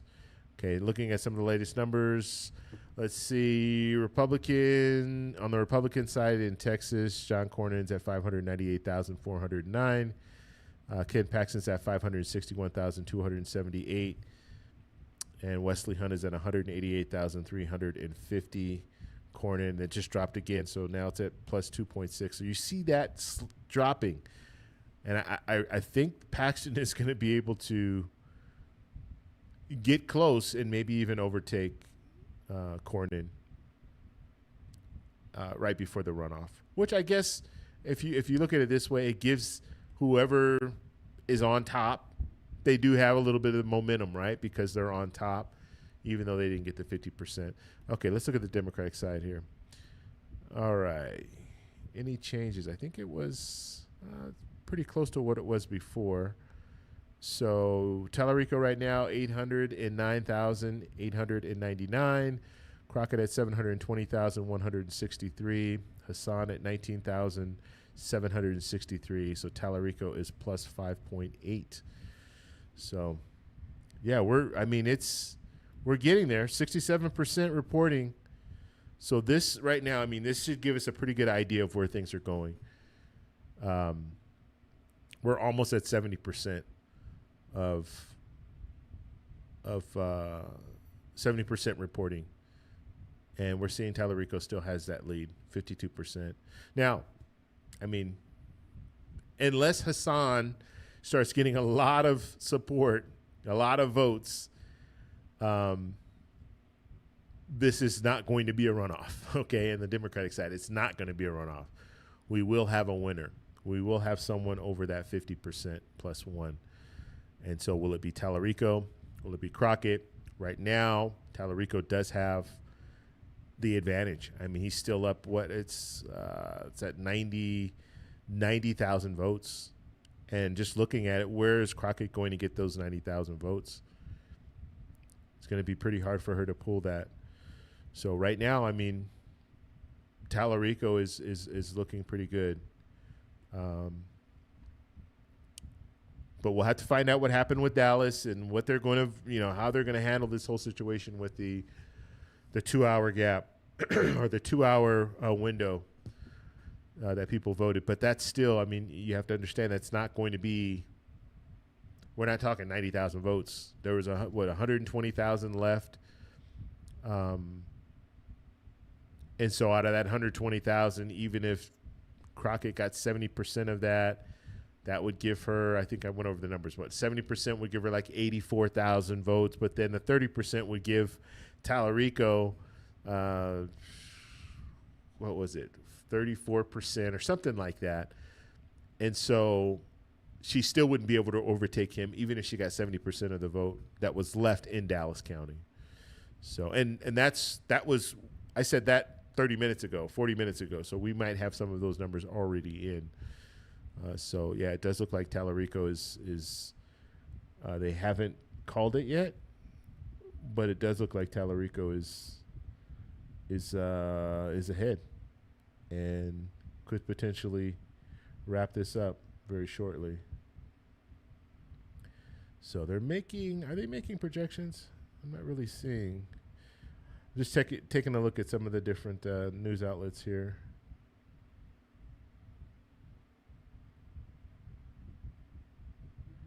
Let's see.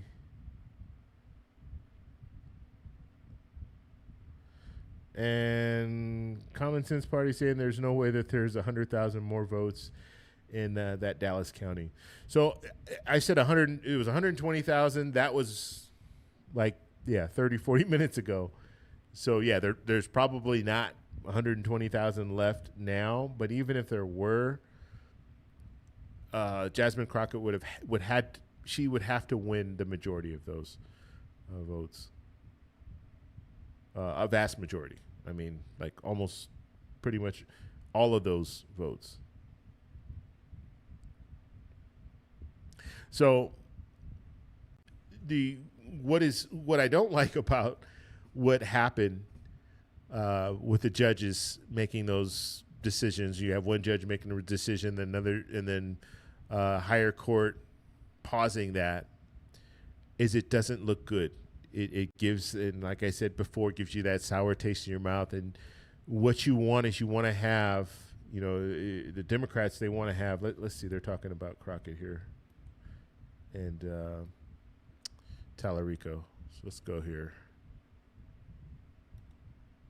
So we're gonna just pick this up. Have we got any new numbers in any of the House races since we were last talking to the live stream folks? No. Okay. And do we have, I'm just looking at the decision desk notes here, things I can share with people. A couple of things quickly we haven't gotten to. Texas Attorney General, Chip Roy, Mays Middleton going to the runoff on the Republican side. We told you Chip Roy's House seat, the one that he gave up, Mark Teixeira, Republican. Okay, I want to move. Paxton's talking right now, so let's hear what he's saying. Campaign. Troy and I, along with everyone else there, knew something special was happening that night. And we were right.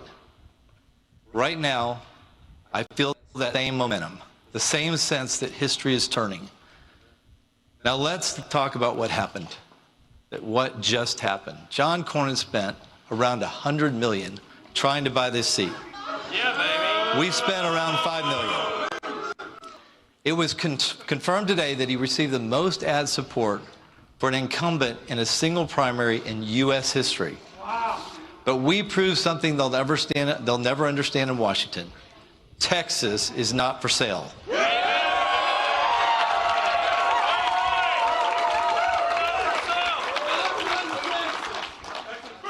As votes continue to be counted, it looks like we're headed to a runoff, and that's because of you. The people of Texas made your voices heard. After all the personal attacks, which there were many, and after all the lies, you listened to what John Cornyn was selling, and you weren't buying it. Yeah. Nearly 60% of Texas voters who have known Cornyn for over 40 years, after hearing $100 million worth of ads, chose to vote against the incumbent. That's historic. Yes. Tonight, change was on the ballot, and change won. Texans want new leadership. They want someone with a proven record of fighting and winning for them. And that's exactly what I'm going to deliver. Because for too long, John Cornyn has turned his back on us. For too long, he attacked the border wall by calling it naive and pushed amnesty while our country was being invaded. For too long, he stabbed our president in the back by trying to derail his presidential campaigns and supporting the Democrats' lawfare against the president. And for too long, he sold us out to Democrats, even siding with Joe Biden to push the worst gun control bill in decades.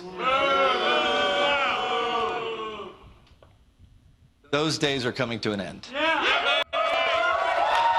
Ken Paxton there speaking at his campaign headquarters as that race advances to a runoff. And interestingly, Kristen, you heard him make the case that he and his campaign have been making, that despite the tremendous amount of money that has been spent in this race, he says he's still ready to go. Yeah, and if you want a preview of what his arguments go. Enough of that. So that was Paxton saying that they're going to going into the runoff. So we'll have to see that. Where are his numbers right now? Let's see. Actually, you know what? Cornyn pushed up ahead. Pushed up a little bit further. So right now, vote count coming in. Cornyn at 641,676. Paxton at 584,842. Wesley Hunt at 191,898. So Cornyn right now plus 3.9. So he was down at plus 2.6. So Cornyn is starting to go back up here. Let's look at Tallarico. Yeah, I want to see what. Okay, so they're talking about it again. Let's see here. We're gonna open this back up, giving us some more information here. to the Metroplex. Tallarico's made incursions there. He got monster numbers out of his home base there, Travis County, where Austin is. We're waiting on Williamson County. It's a big one. I expect him to do extremely well there. He's running up the score in deep South Texas, heavily Hispanic there. Bexar County, where San Antonio is, he's near 60%. El Paso. So there's just a breadth to this here. And, you know, statewide, it's 75,000 votes, even with whatever is left in Dallas, even if Crockett is getting a huge number there. She's only going to put a dent in this. She's not going to be able to erase that from Dallas County. And they're just, you look here, where are the other major sources of votes that Crockett could find to chip away at this? Look, she's winning in Harris County, the biggest in the state right here, you know, 2/3 of the vote in, but her margin's only 17,000 votes over Tallarico. She's only winning by about 8 points. If she keeps that up, you know, she'll pad that by 6,000-7,000 votes. But this is what she's trying to reverse. And meanwhile, every time she gets a gain out of a Dallas or a Houston, Tallarico's more than offsetting it everywhere else. So, you know, again, there's that issue with the ballots in Dallas. And I don't know how that's going to affect official polls and how this race. But outside of Dallas County, it's a pretty clear picture that's emerging here. Yeah. Well, you talk a lot about benchmarks, Steve, where those are, what they need, how they need to be performing and how they are performing. What's been standing out to you on that front? Yeah, I mean, look, I think the big question mark coming into tonight was the Hispanic vote. The polls were in wide agreement that Crockett was going to win the black vote, and I think we are seeing her win the black vote. Here's a good example. Texarkana is here. This has one of the larger black populations of any county in Texas. It's not huge, but again, 80% of the vote here for Crockett. So, you know, we saw that there. We saw, look, Jefferson County, this is where Beaumont is. This has the largest black population, black percentage of any county in Texas. So you're certainly seeing that. And we certainly thought, you know, that Tallarico in these sort of well-to-do areas around Austin, we thought he would do well. He's done well there north of Dallas as well. The Hispanic vote is what we didn't know. And, I mean, I'll just take you through it here. Brownsville, Cameron County, nearly 30 points for Tallarico. McAllen, Hidalgo County, more than doubling her up. Webb County, where Laredo is. These are the biggies in deep South Texas. And these are all 2-1 or better. Tallarico wins out. In El Paso, similar story here. These are heavily, deeply Hispanic places, and clearly Tallarico has won the Hispanic vote. He's won it big, and it's why he's been able to build this kind of lead. And Steve, we've got a lot of vote in North Carolina 4. How's it looking there? What a nail biter. We've got all sorts of House incumbents here who are in trouble. So this is 94% of the vote is in. Valerie Foushee, the incumbent, leads by 1,600 votes. She just got very good news with a batch that came in here in Durham County. Basically, what's left here is Wake County. We think there's about 6,000 votes left here. Alam, her opponent. Wow. So let's see. Just want to pull this up here. Oh. Just give me 1 second, guys.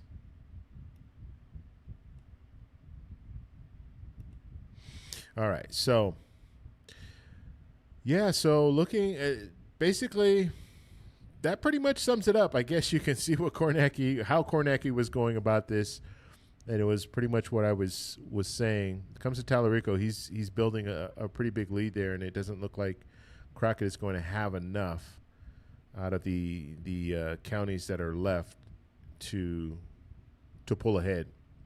I mean, he's up. Right now, according to Vote Hub, he's up, 90,000 votes. So that race, I mean, it looks like Tallarico is going to go ahead and pull this out. When it comes to Texas, when it comes to the Republicans, Cornyn is pretty much, looks like he's going to at least win. He's going to be the top vote getter, but then they'll do the runoff. And now let's just talk about possibilities here. Okay. Now I'm not saying that Crockett lost and Tallarico won, but right now Tallarico has the lead. So let's go ahead and play that out. Let's see Tallarico. Let's say he wins. If we I don't even have my tablet here. I was going to pull up my tablet, but I don't even have it. But let's just put the races together. So if you have Tallarico versus Paxton, and I'm just saying this only because that is the comparison that we've been seeing a lot. Tallarico versus Paxton. That would be the best possible outcome for Democrats to have a chance to win the Senate seat. At least that's what's being talked about right now. Democrats would love to go against Paxton instead of going against Cornyn. Now, Cornyn, right now, you see Cornyn performed better than Paxton so far. They're still counting the votes, but so far, Cornyn has performed better than Paxton. But the fear is, what is Wesley Hunt's, where are those votes going to go? Are they going to go to Cornyn? Are they going to go to Paxton? Is Hunt going to endorse Paxton or Cornyn? That's going to be very, very important for us to see. Is President Trump going to endorse Paxton or Cornyn? And so let's say we are in a situation where we see a Tallarico-Paxton. If we see a Tallarico-Paxton, I think for Democrats that's going to be their best opportunity to take back the Senate. If it's Tallarico-Cornyn, we'll have to see how that plays out. But you do have an incumbent advantage. If you're Cornyn, it doesn't guarantee that you're going to win. You have a new face in Tallarico. How is that all going to play out? Is Tallarico going to be able to pull Jasmine Crockett's votes? Her voters, her vote base, the black vote. Is Tallarico going to be able to pull the black vote? Are we going to see black voters say, you know what, Crockett didn't win, and so I'm just not going to show up in the general? So there's still a lot that's out there, okay, that we don't know. And so that is if Paxton. That is if Tallarico wins. Tallarico's still going to have to really get the Democratic Party energized, get the black vote energized. Will Crockett help? That's another question. As I was talking about the whole sour taste, if we see this play out where the judge paused these 2,000 or these votes and those votes are never counted, how is Crockett going to respond to that? Will she come on board and campaign with Tallarico in the future if she doesn't win? Okay, now I'm prefacing this by saying we're not done. The votes are not all counted yet, okay? We're just looking at where the votes are right now. It's going to be hard for Crockett. Okay, that's all we're saying at this point. So we'll just have to see where it goes from here. Right now, Tallarico is at 821,348, and Crockett is at 732,260. Hassan is at 20,064. So Tallarico is plus 5.7. 68% of the vote is in. So what are you guys saying here? Paxton is Trump's boy. Okay. Tallarico going to have the upset of the century. Okay, we'll see. I mean, the upset of the century would be, I don't know if you, it depends on, well, I don't even know if you could call it the upset of the century. We're talking the general here is what I'm thinking you're saying. I don't know if it'd be the upset of the century. He would definitely, it would be the first time in many years that Texas has gone to a Democrat if he does win. But I don't know about of the century. Let's see. Okay, and let's see. It says, let's pull this up while we're waiting for more to come. It says, my guess is Cornyn will win the runoff. Luckily, we have until November for Trump to keep pushing voters leftward. Okay, so, I mean, yeah, I mean, Cornyn outperformed polling.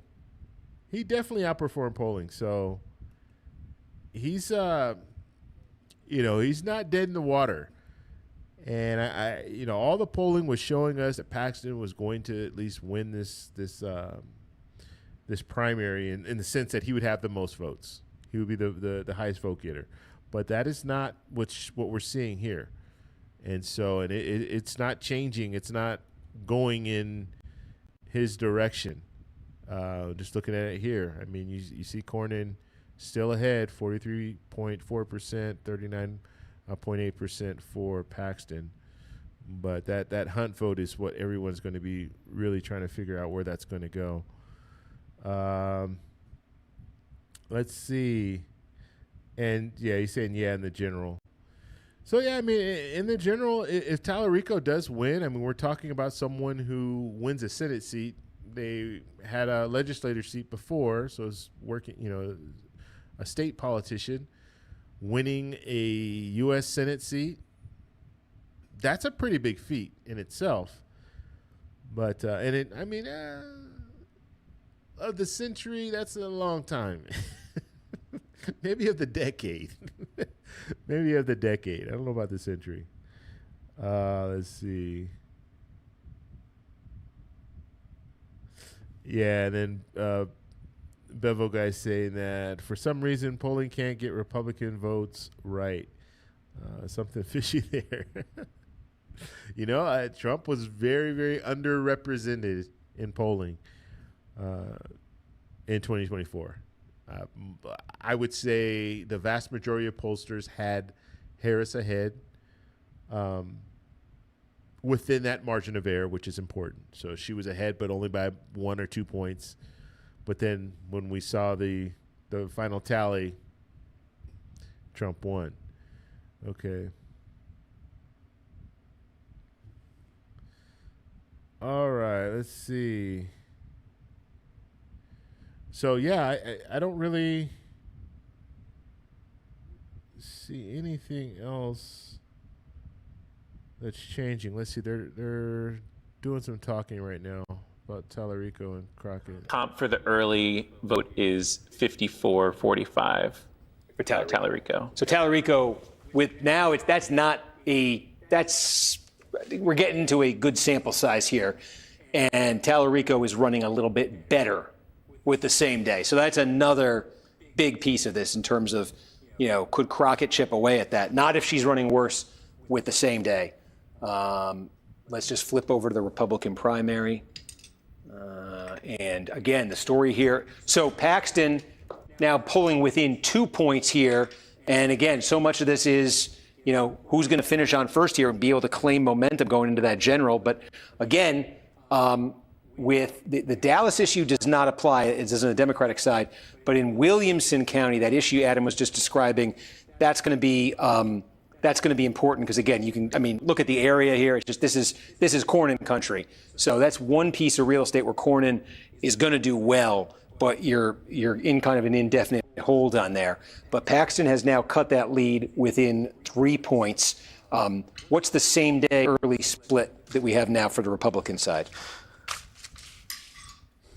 Yeah, so for the Republicans, we have about 200,000 ballots that have been categorized as Election Day. Paxton winning that 43-40 over Cornyn. And still the early in-person was about 44-40 for Cornyn, the inverse. Okay, so it is, again, we're in both of these primaries, we're getting decent sample sizes here. And I think that's what you're seeing. You're seeing, that's why Paxton is able to cut this. Although, again, there is more early vote than same-day vote. So if Paxton is only winning the same day by 3 and lost the early by 4, that would net out to Cornyn's advantage there because it's not a 50-50 split. This is, as you can see, this is more like a 2/3, 1/3 split. So that is actually, that update on the same day vote is very encouraging if you're Cornyn for wanting to stay in first place in this thing. Paxton needs to be winning that same day vote by a bigger margin. So you're seeing him cut into it with those numbers Adam's describing, but he's not on pace to cut into it enough. We'll see if those numbers adjust. One way they might, I'm just seeing, do we have any, yeah, this will help him with the same day, I think. Montgomery County, where the Woodlands are. Let's go over to the Democratic race. Let me just ask, do we have anything new in these House races? No, not a ton new in the House races. We've gotten a trickle in Texas 23 and some of these smaller counties. But yeah, still waiting for major updates. Okay. Here's what this is embarrassing. I think you know what I mean when I say I need a quick break. Just take a break. Why do you have to announce that? Oh, man. Yeah, he's going to take a quick break. All right, take a quick break. Yeah, so I mean, I think, yeah, I think we pretty much said it all. Let's look back at Democrat Vote Hub side, Democratic Party, Tallarico 844,511, Crockett at 741,166, and Hassan at 20,353. 69% in, so we're pretty much at 70%. This is pretty much what we're going to see. I mean, you see Tallarico has stayed around that 90 to 100,000. He dropped a little bit when they announced Dallas County, or at least part of Dallas County, and now he's starting to creep back up there again to that 100,000. And he's doing it by these smaller counties. That's what he's doing. You see it here. I mean, you see on the east side of Texas, that is Crockett country, but everywhere else, you're seeing these smaller counties go to Tallarico, and he just keeps increasing those numbers. And so, yeah, over 100,000 right now. What else are we looking at? Let's see. On the Republican side, I mean, we really don't even need to look at this. They've already announced that it's going to be that runoff, so we know that that's happening. Yeah, that's pretty much it. But Paxton, Cornyn is staying ahead. I don't know if Paxton will be able to overtake him. So we'll just have to see what happens in the future with this runoff. Everybody's going to be watching this runoff because it's important. And I think someone said in the chat, when it comes to this runoff, we're talking about if Cornyn wins, then Republicans have a huge advantage, I think, in Texas, or a better advantage in Texas. I won't say a huge. I'll say a better advantage in Texas to win, no matter if it's Crockett or Tallarico. And that is because you're going to have that incumbent advantage that Cornyn will have. And also, Cornyn doesn't have that baggage that Paxton has. And so that's why Democrats really wanted to run against Paxton and not Cornyn. So we'll have to see where these where these votes come from Hunt, or where these votes that Hunt received, where they go. And if Paxton can pull a lot of those votes, then Paxton might be able to win. I think, that's going to decide if Democrats have a real opportunity to win. And so, we'll have to go there, see where that goes. And Common Sense Party is saying Paxton versus Cornyn is going to be bloody. It's going to be pretty ugly. That's for sure. It's already been that way, but it's going to be even more now. Let's see. John Clark says that incumbents usually lose runoffs.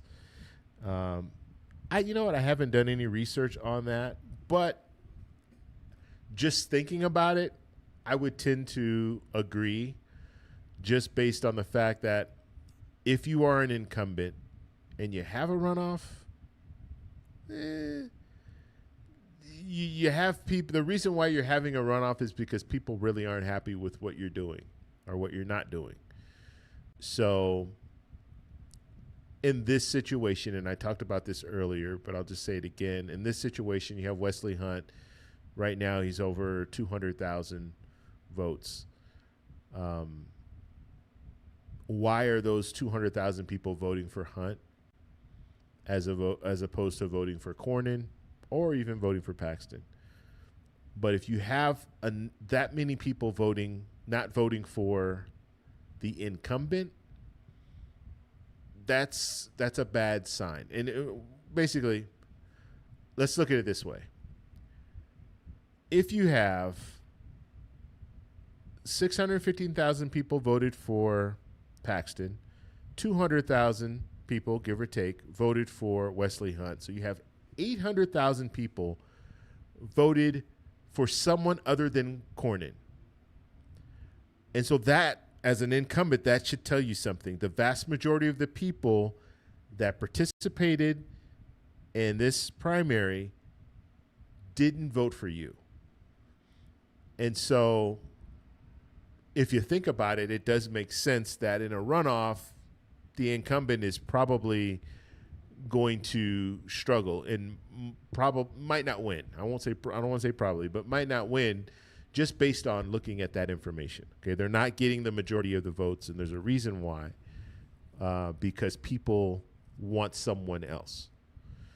So we'll have to see. Now, these Hunt voters, are they not going to vote? Are they going to vote for Paxton? Or are they going to vote for Cornyn? So that's the question, okay? Because some of these Hunt voters might not like Paxton, and that's why they didn't vote for Paxton. They voted for Hunt. And some of those voters that don't like Paxton, they might not show up to vote. Or they might vote for Cornyn. Okay, so there's a lot of ifs out there. So there's a lot that we don't know. Let's see. Yeah, and they went over the numbers too. Cornyn spent $75 million or so. Paxton spent $5 million. So Paxton didn't spend a lot of money, and he's neck and neck with Cornyn. That should also tell you something. Let's see. Then you're saying here, did I click that one on? Oh, man, I clicked it too much. Okay, 200,000 Republicans don't like either of those guys. Okay. Or they just like Wesley Hunt. But I mean, generally, when you're voting, yes, you vote for Wesley Hunt. That's your number one choice. But in a runoff, if Wesley Hunt is not there, who are you going to vote for? That's the question. And so I would, you're not going to have 200,000 people not show up in a general. I just don't see that. 200,000 people who voted in, or I say general. I'm sorry. Let me back up. You're not going to have 200,000 people that voted in the primary, the Republican primary, not show up in the runoff. You're going to have some of them show up in the runoff. Just how many are they going to show up, and who are they really going to vote for? That's the question. So we'll just have to see where that goes. Let's see. And then who's this? I can't see the name. Migri saying that Republicans stick together. Well, in this situation, they didn't, because you had a three-way race, and so yeah, they didn't stick together in this situation. All right, let's see. On the Democratic side, yeah, it's Tallarico's pulling ahead even higher now. Tallarico's at 854,324. Jasmine Crockett's at 747,755. Hassan is at 20,741. 70% in. Tallarico is plus 6.6. And we're talking over 100,000 votes. So, yeah, he's at this point, you really have to start thinking, okay, where is Crockett going to pull these 100,000 votes from? So, yeah, that's what we're looking at right now. 70%. That gives us a pretty good snapshot of where this race is at 70%. You're almost you're almost there. I haven't heard them call anything. Maybe based on the judge rule, the higher court ruling, maybe we're not going to get anything tonight. That's a possibility. Yeah, because I don't see anything really changing. And you guys let me know if you've heard anything. I don't see anything here. That's for sure. I'm looking at NBC, and they haven't called this race yet. So any projections or anything like that? So what do you guys think? I mean, we've been watching this for, how long have I been on? It's been a long time. I don't know how long. Let's see. I don't see how long. Don't they show you the time here? Oh, 2 hours, almost 3 hours we've been on. And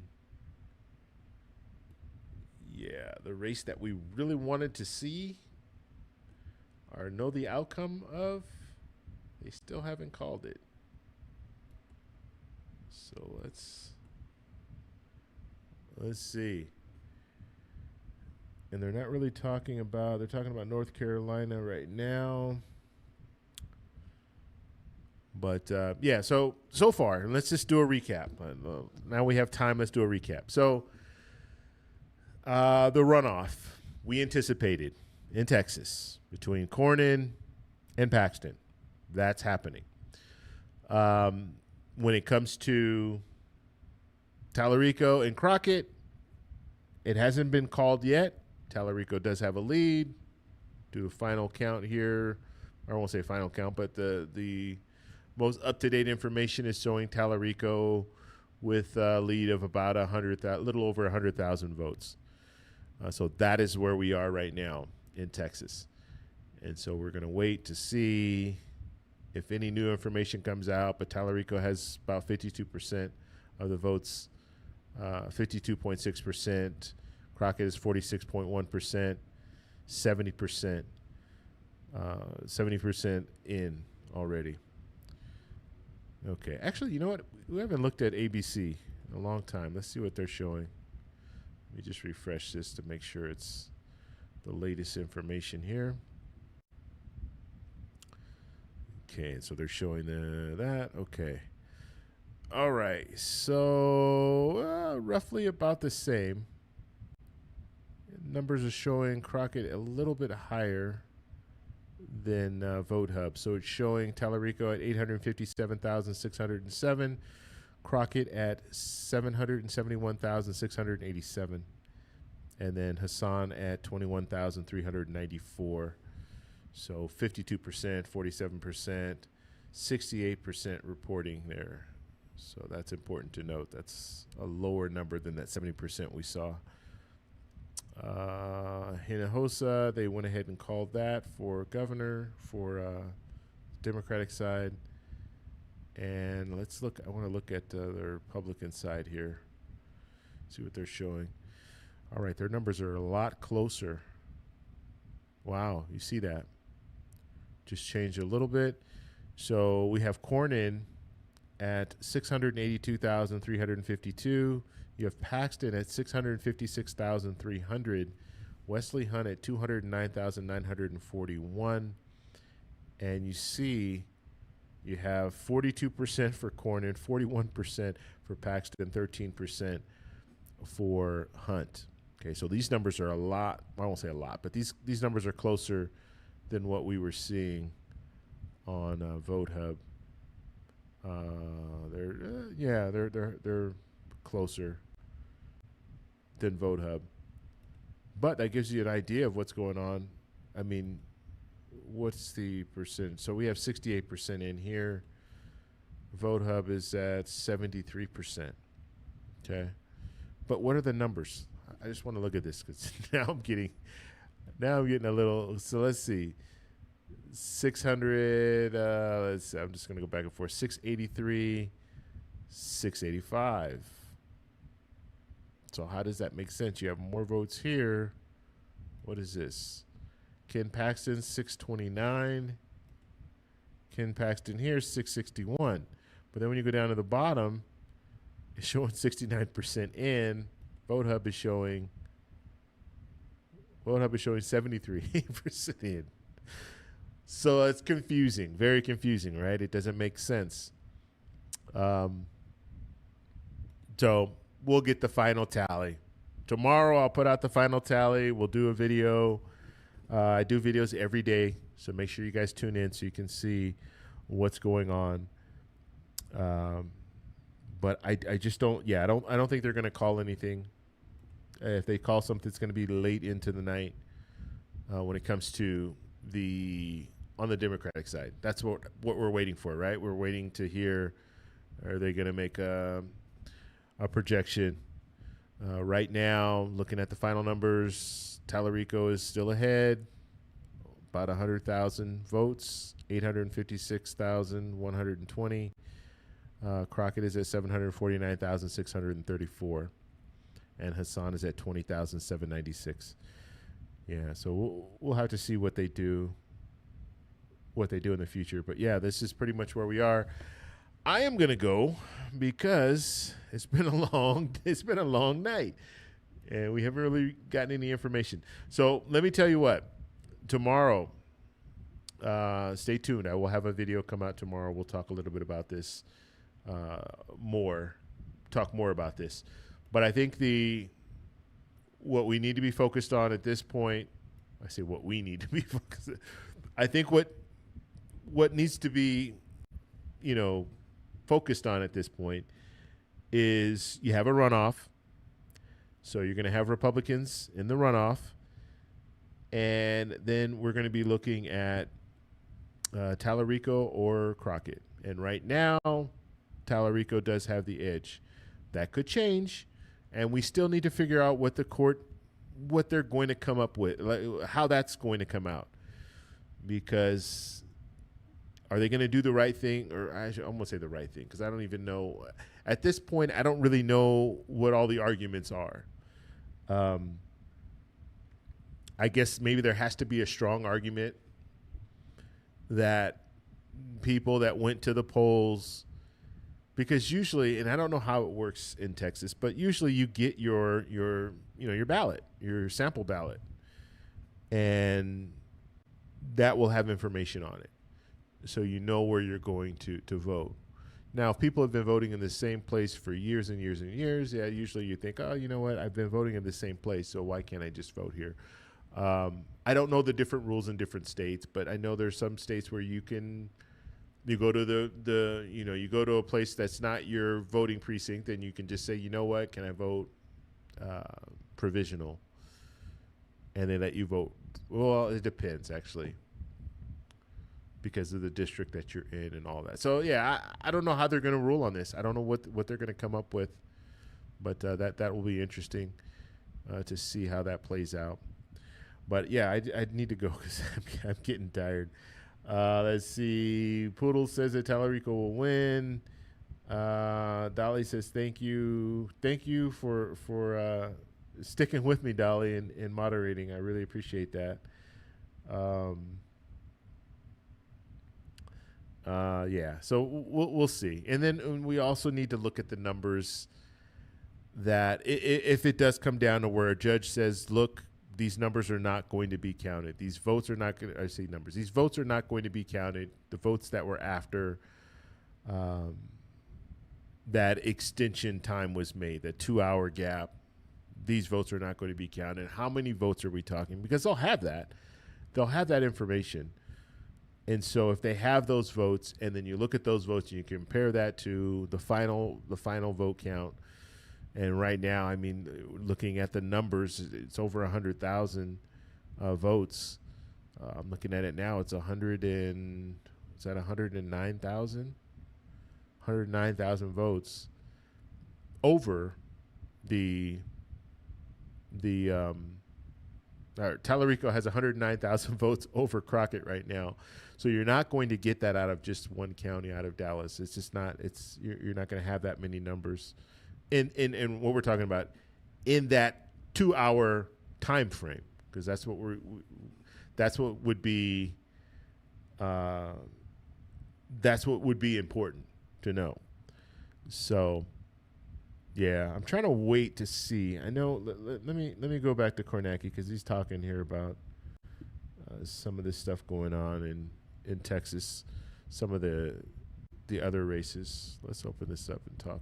See what's previously in the House, challenging the woman who in 2024 replaced him in the House, and he leads double digits with the early vote. One thing to remember was a couple weeks ago, folks who follow politics closely might remember Allred waded into the Senate race. Some folks said it was pretty awkward. He went after Tallarico. Tallarico supporters certainly weren't happy, but Allred's game may have been this slice of Dallas County is Crockett country, and he might have been just trying to get as close to Crockett as he could with that to try to kind of coast on her coattails. So Crockett's doing very well in here, and so is Allred with the early vote. Julie Johnson can't be happy with the number she sees right there. Down in the yep. Steve. My God, I would never interrupt you. You were talking about Democrats, and I was thinking about what about North Carolina, because I thought we had a ton of vote in over on the race that we've been watching in the 4th District there with Foushee versus Alam. Yeah, I mean, so we are down to there's just a scattering of votes left. We're trying to figure out exactly how much, but this is close to everything. And look at that, Valerie Foushee. I was just saying, this is small, but in the context of how little vote is left, this is big. A 1,200 vote margin for Foushee here. It is hard to look at this map and find where Alam is going to find that number of votes to overturn. Every update we've been getting, it's been close, but it's been just a little bit better for Foushee than it's been for Alam here. Steve Kornacki, thank you very much, my friend. I know you're staying close to your camera there. Appreciate it. Yep. Appreciate it, Steve. Joining us now, the former governor of North Carolina, Republican Pat McCrory. Governor McCrory, thanks for staying up with us. All right. Okay. Let me get back on camera. All right, so that's going to do it. 4 hours. 4-hour live stream. And this is the first time I've done a live stream in a very long time. But we will be back with some more live streams in the very near future. We have some more races. I mean, we have more primaries coming, so I want to definitely cover those. I'll get a video out as soon as I can once we find the numbers or find out the information regarding Tallarico and Crockett, who won there. And then we're going to start just talking about the future. The reason why Texas is so important, and maybe I should go over this one last time before. Let's see. Yeah, let me open this up really quickly. I'm not gone yet. Hold on. Because I just want you guys to understand why everybody is focusing a lot of attention on Texas. And I started off with this, but I want to come back to it because this is why Texas is important for Democrats. If they can win in Texas, it's really it could really change things when it comes to who controls the Senate. So the reason why this Tallarico Crockett race is so important is because, or I shouldn't say that, the Tallarico Crockett Paxton Cornyn, why those races are so important is because this could decide who wins in Texas, Democrats or Republicans.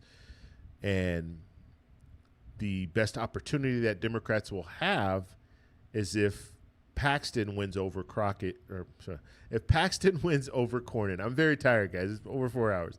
If Paxton wins over Cornyn in the runoff, then Democrats will have their best opportunity.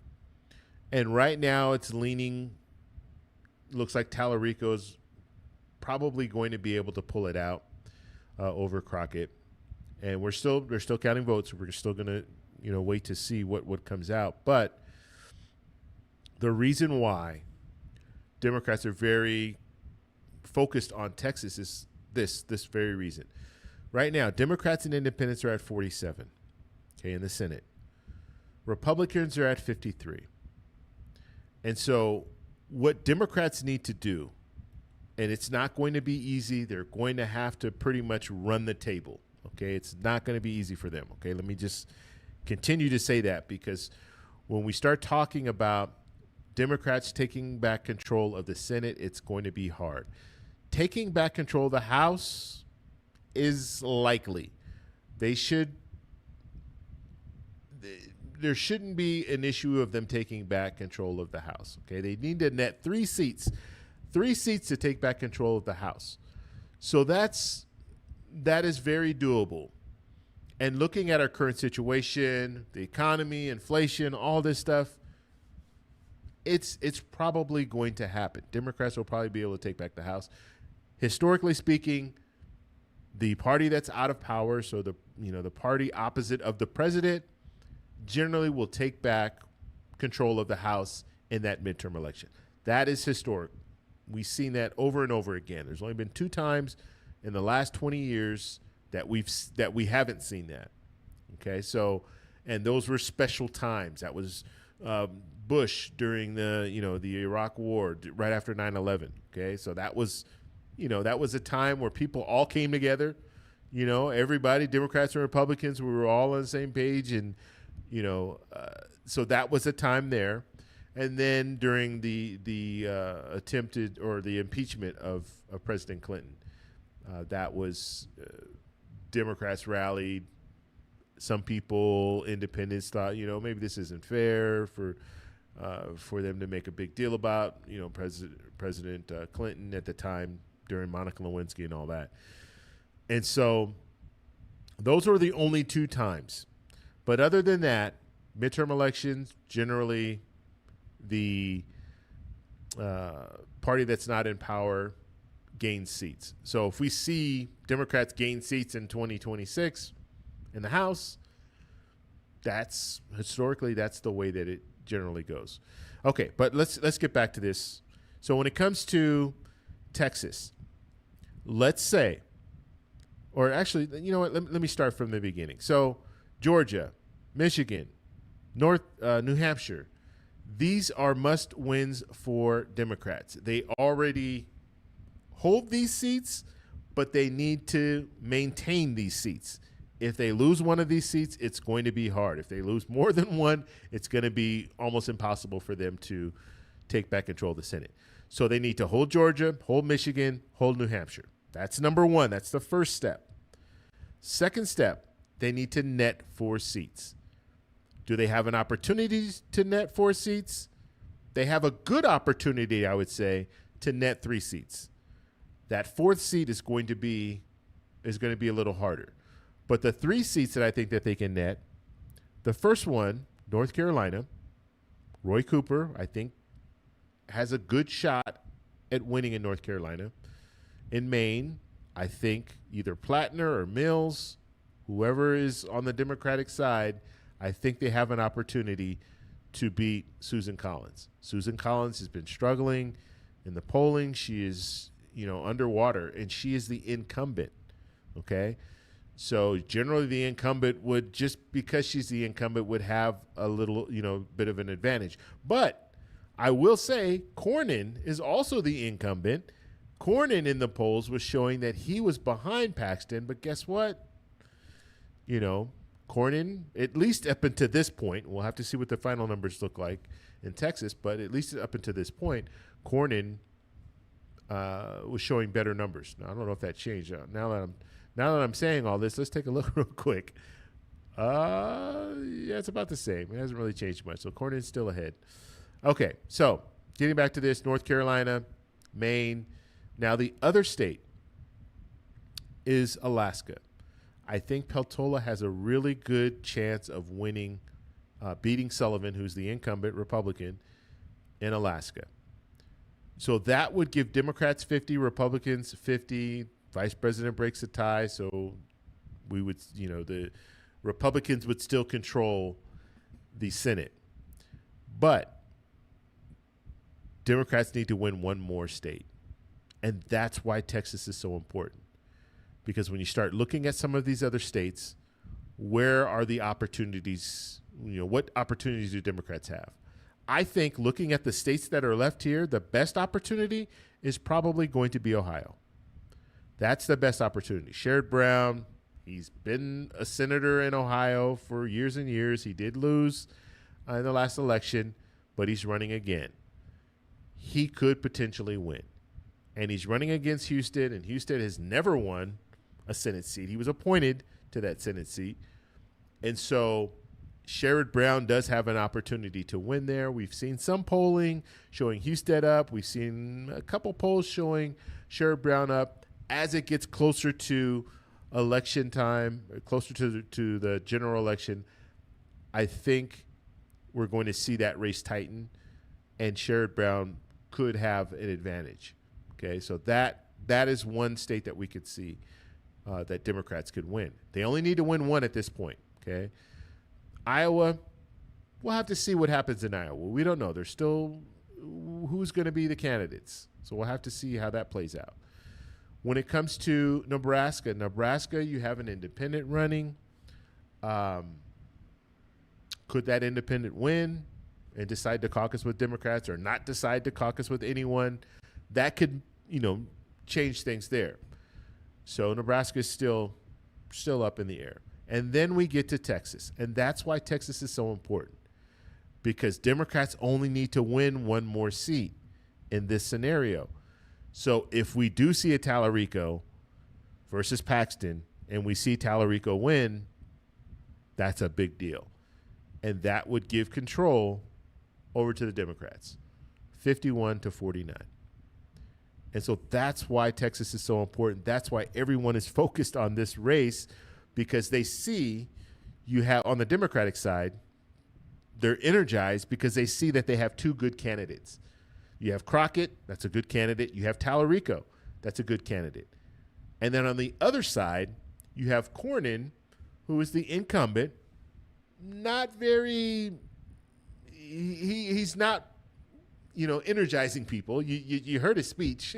He wasn't really energizing people. And then you have Paxton, who's actually performing pretty good, considering the amount of money that he spent, considering that he's not an incumbent and he's running against an incumbent, and the race is relatively close, within 2-3 percentage points.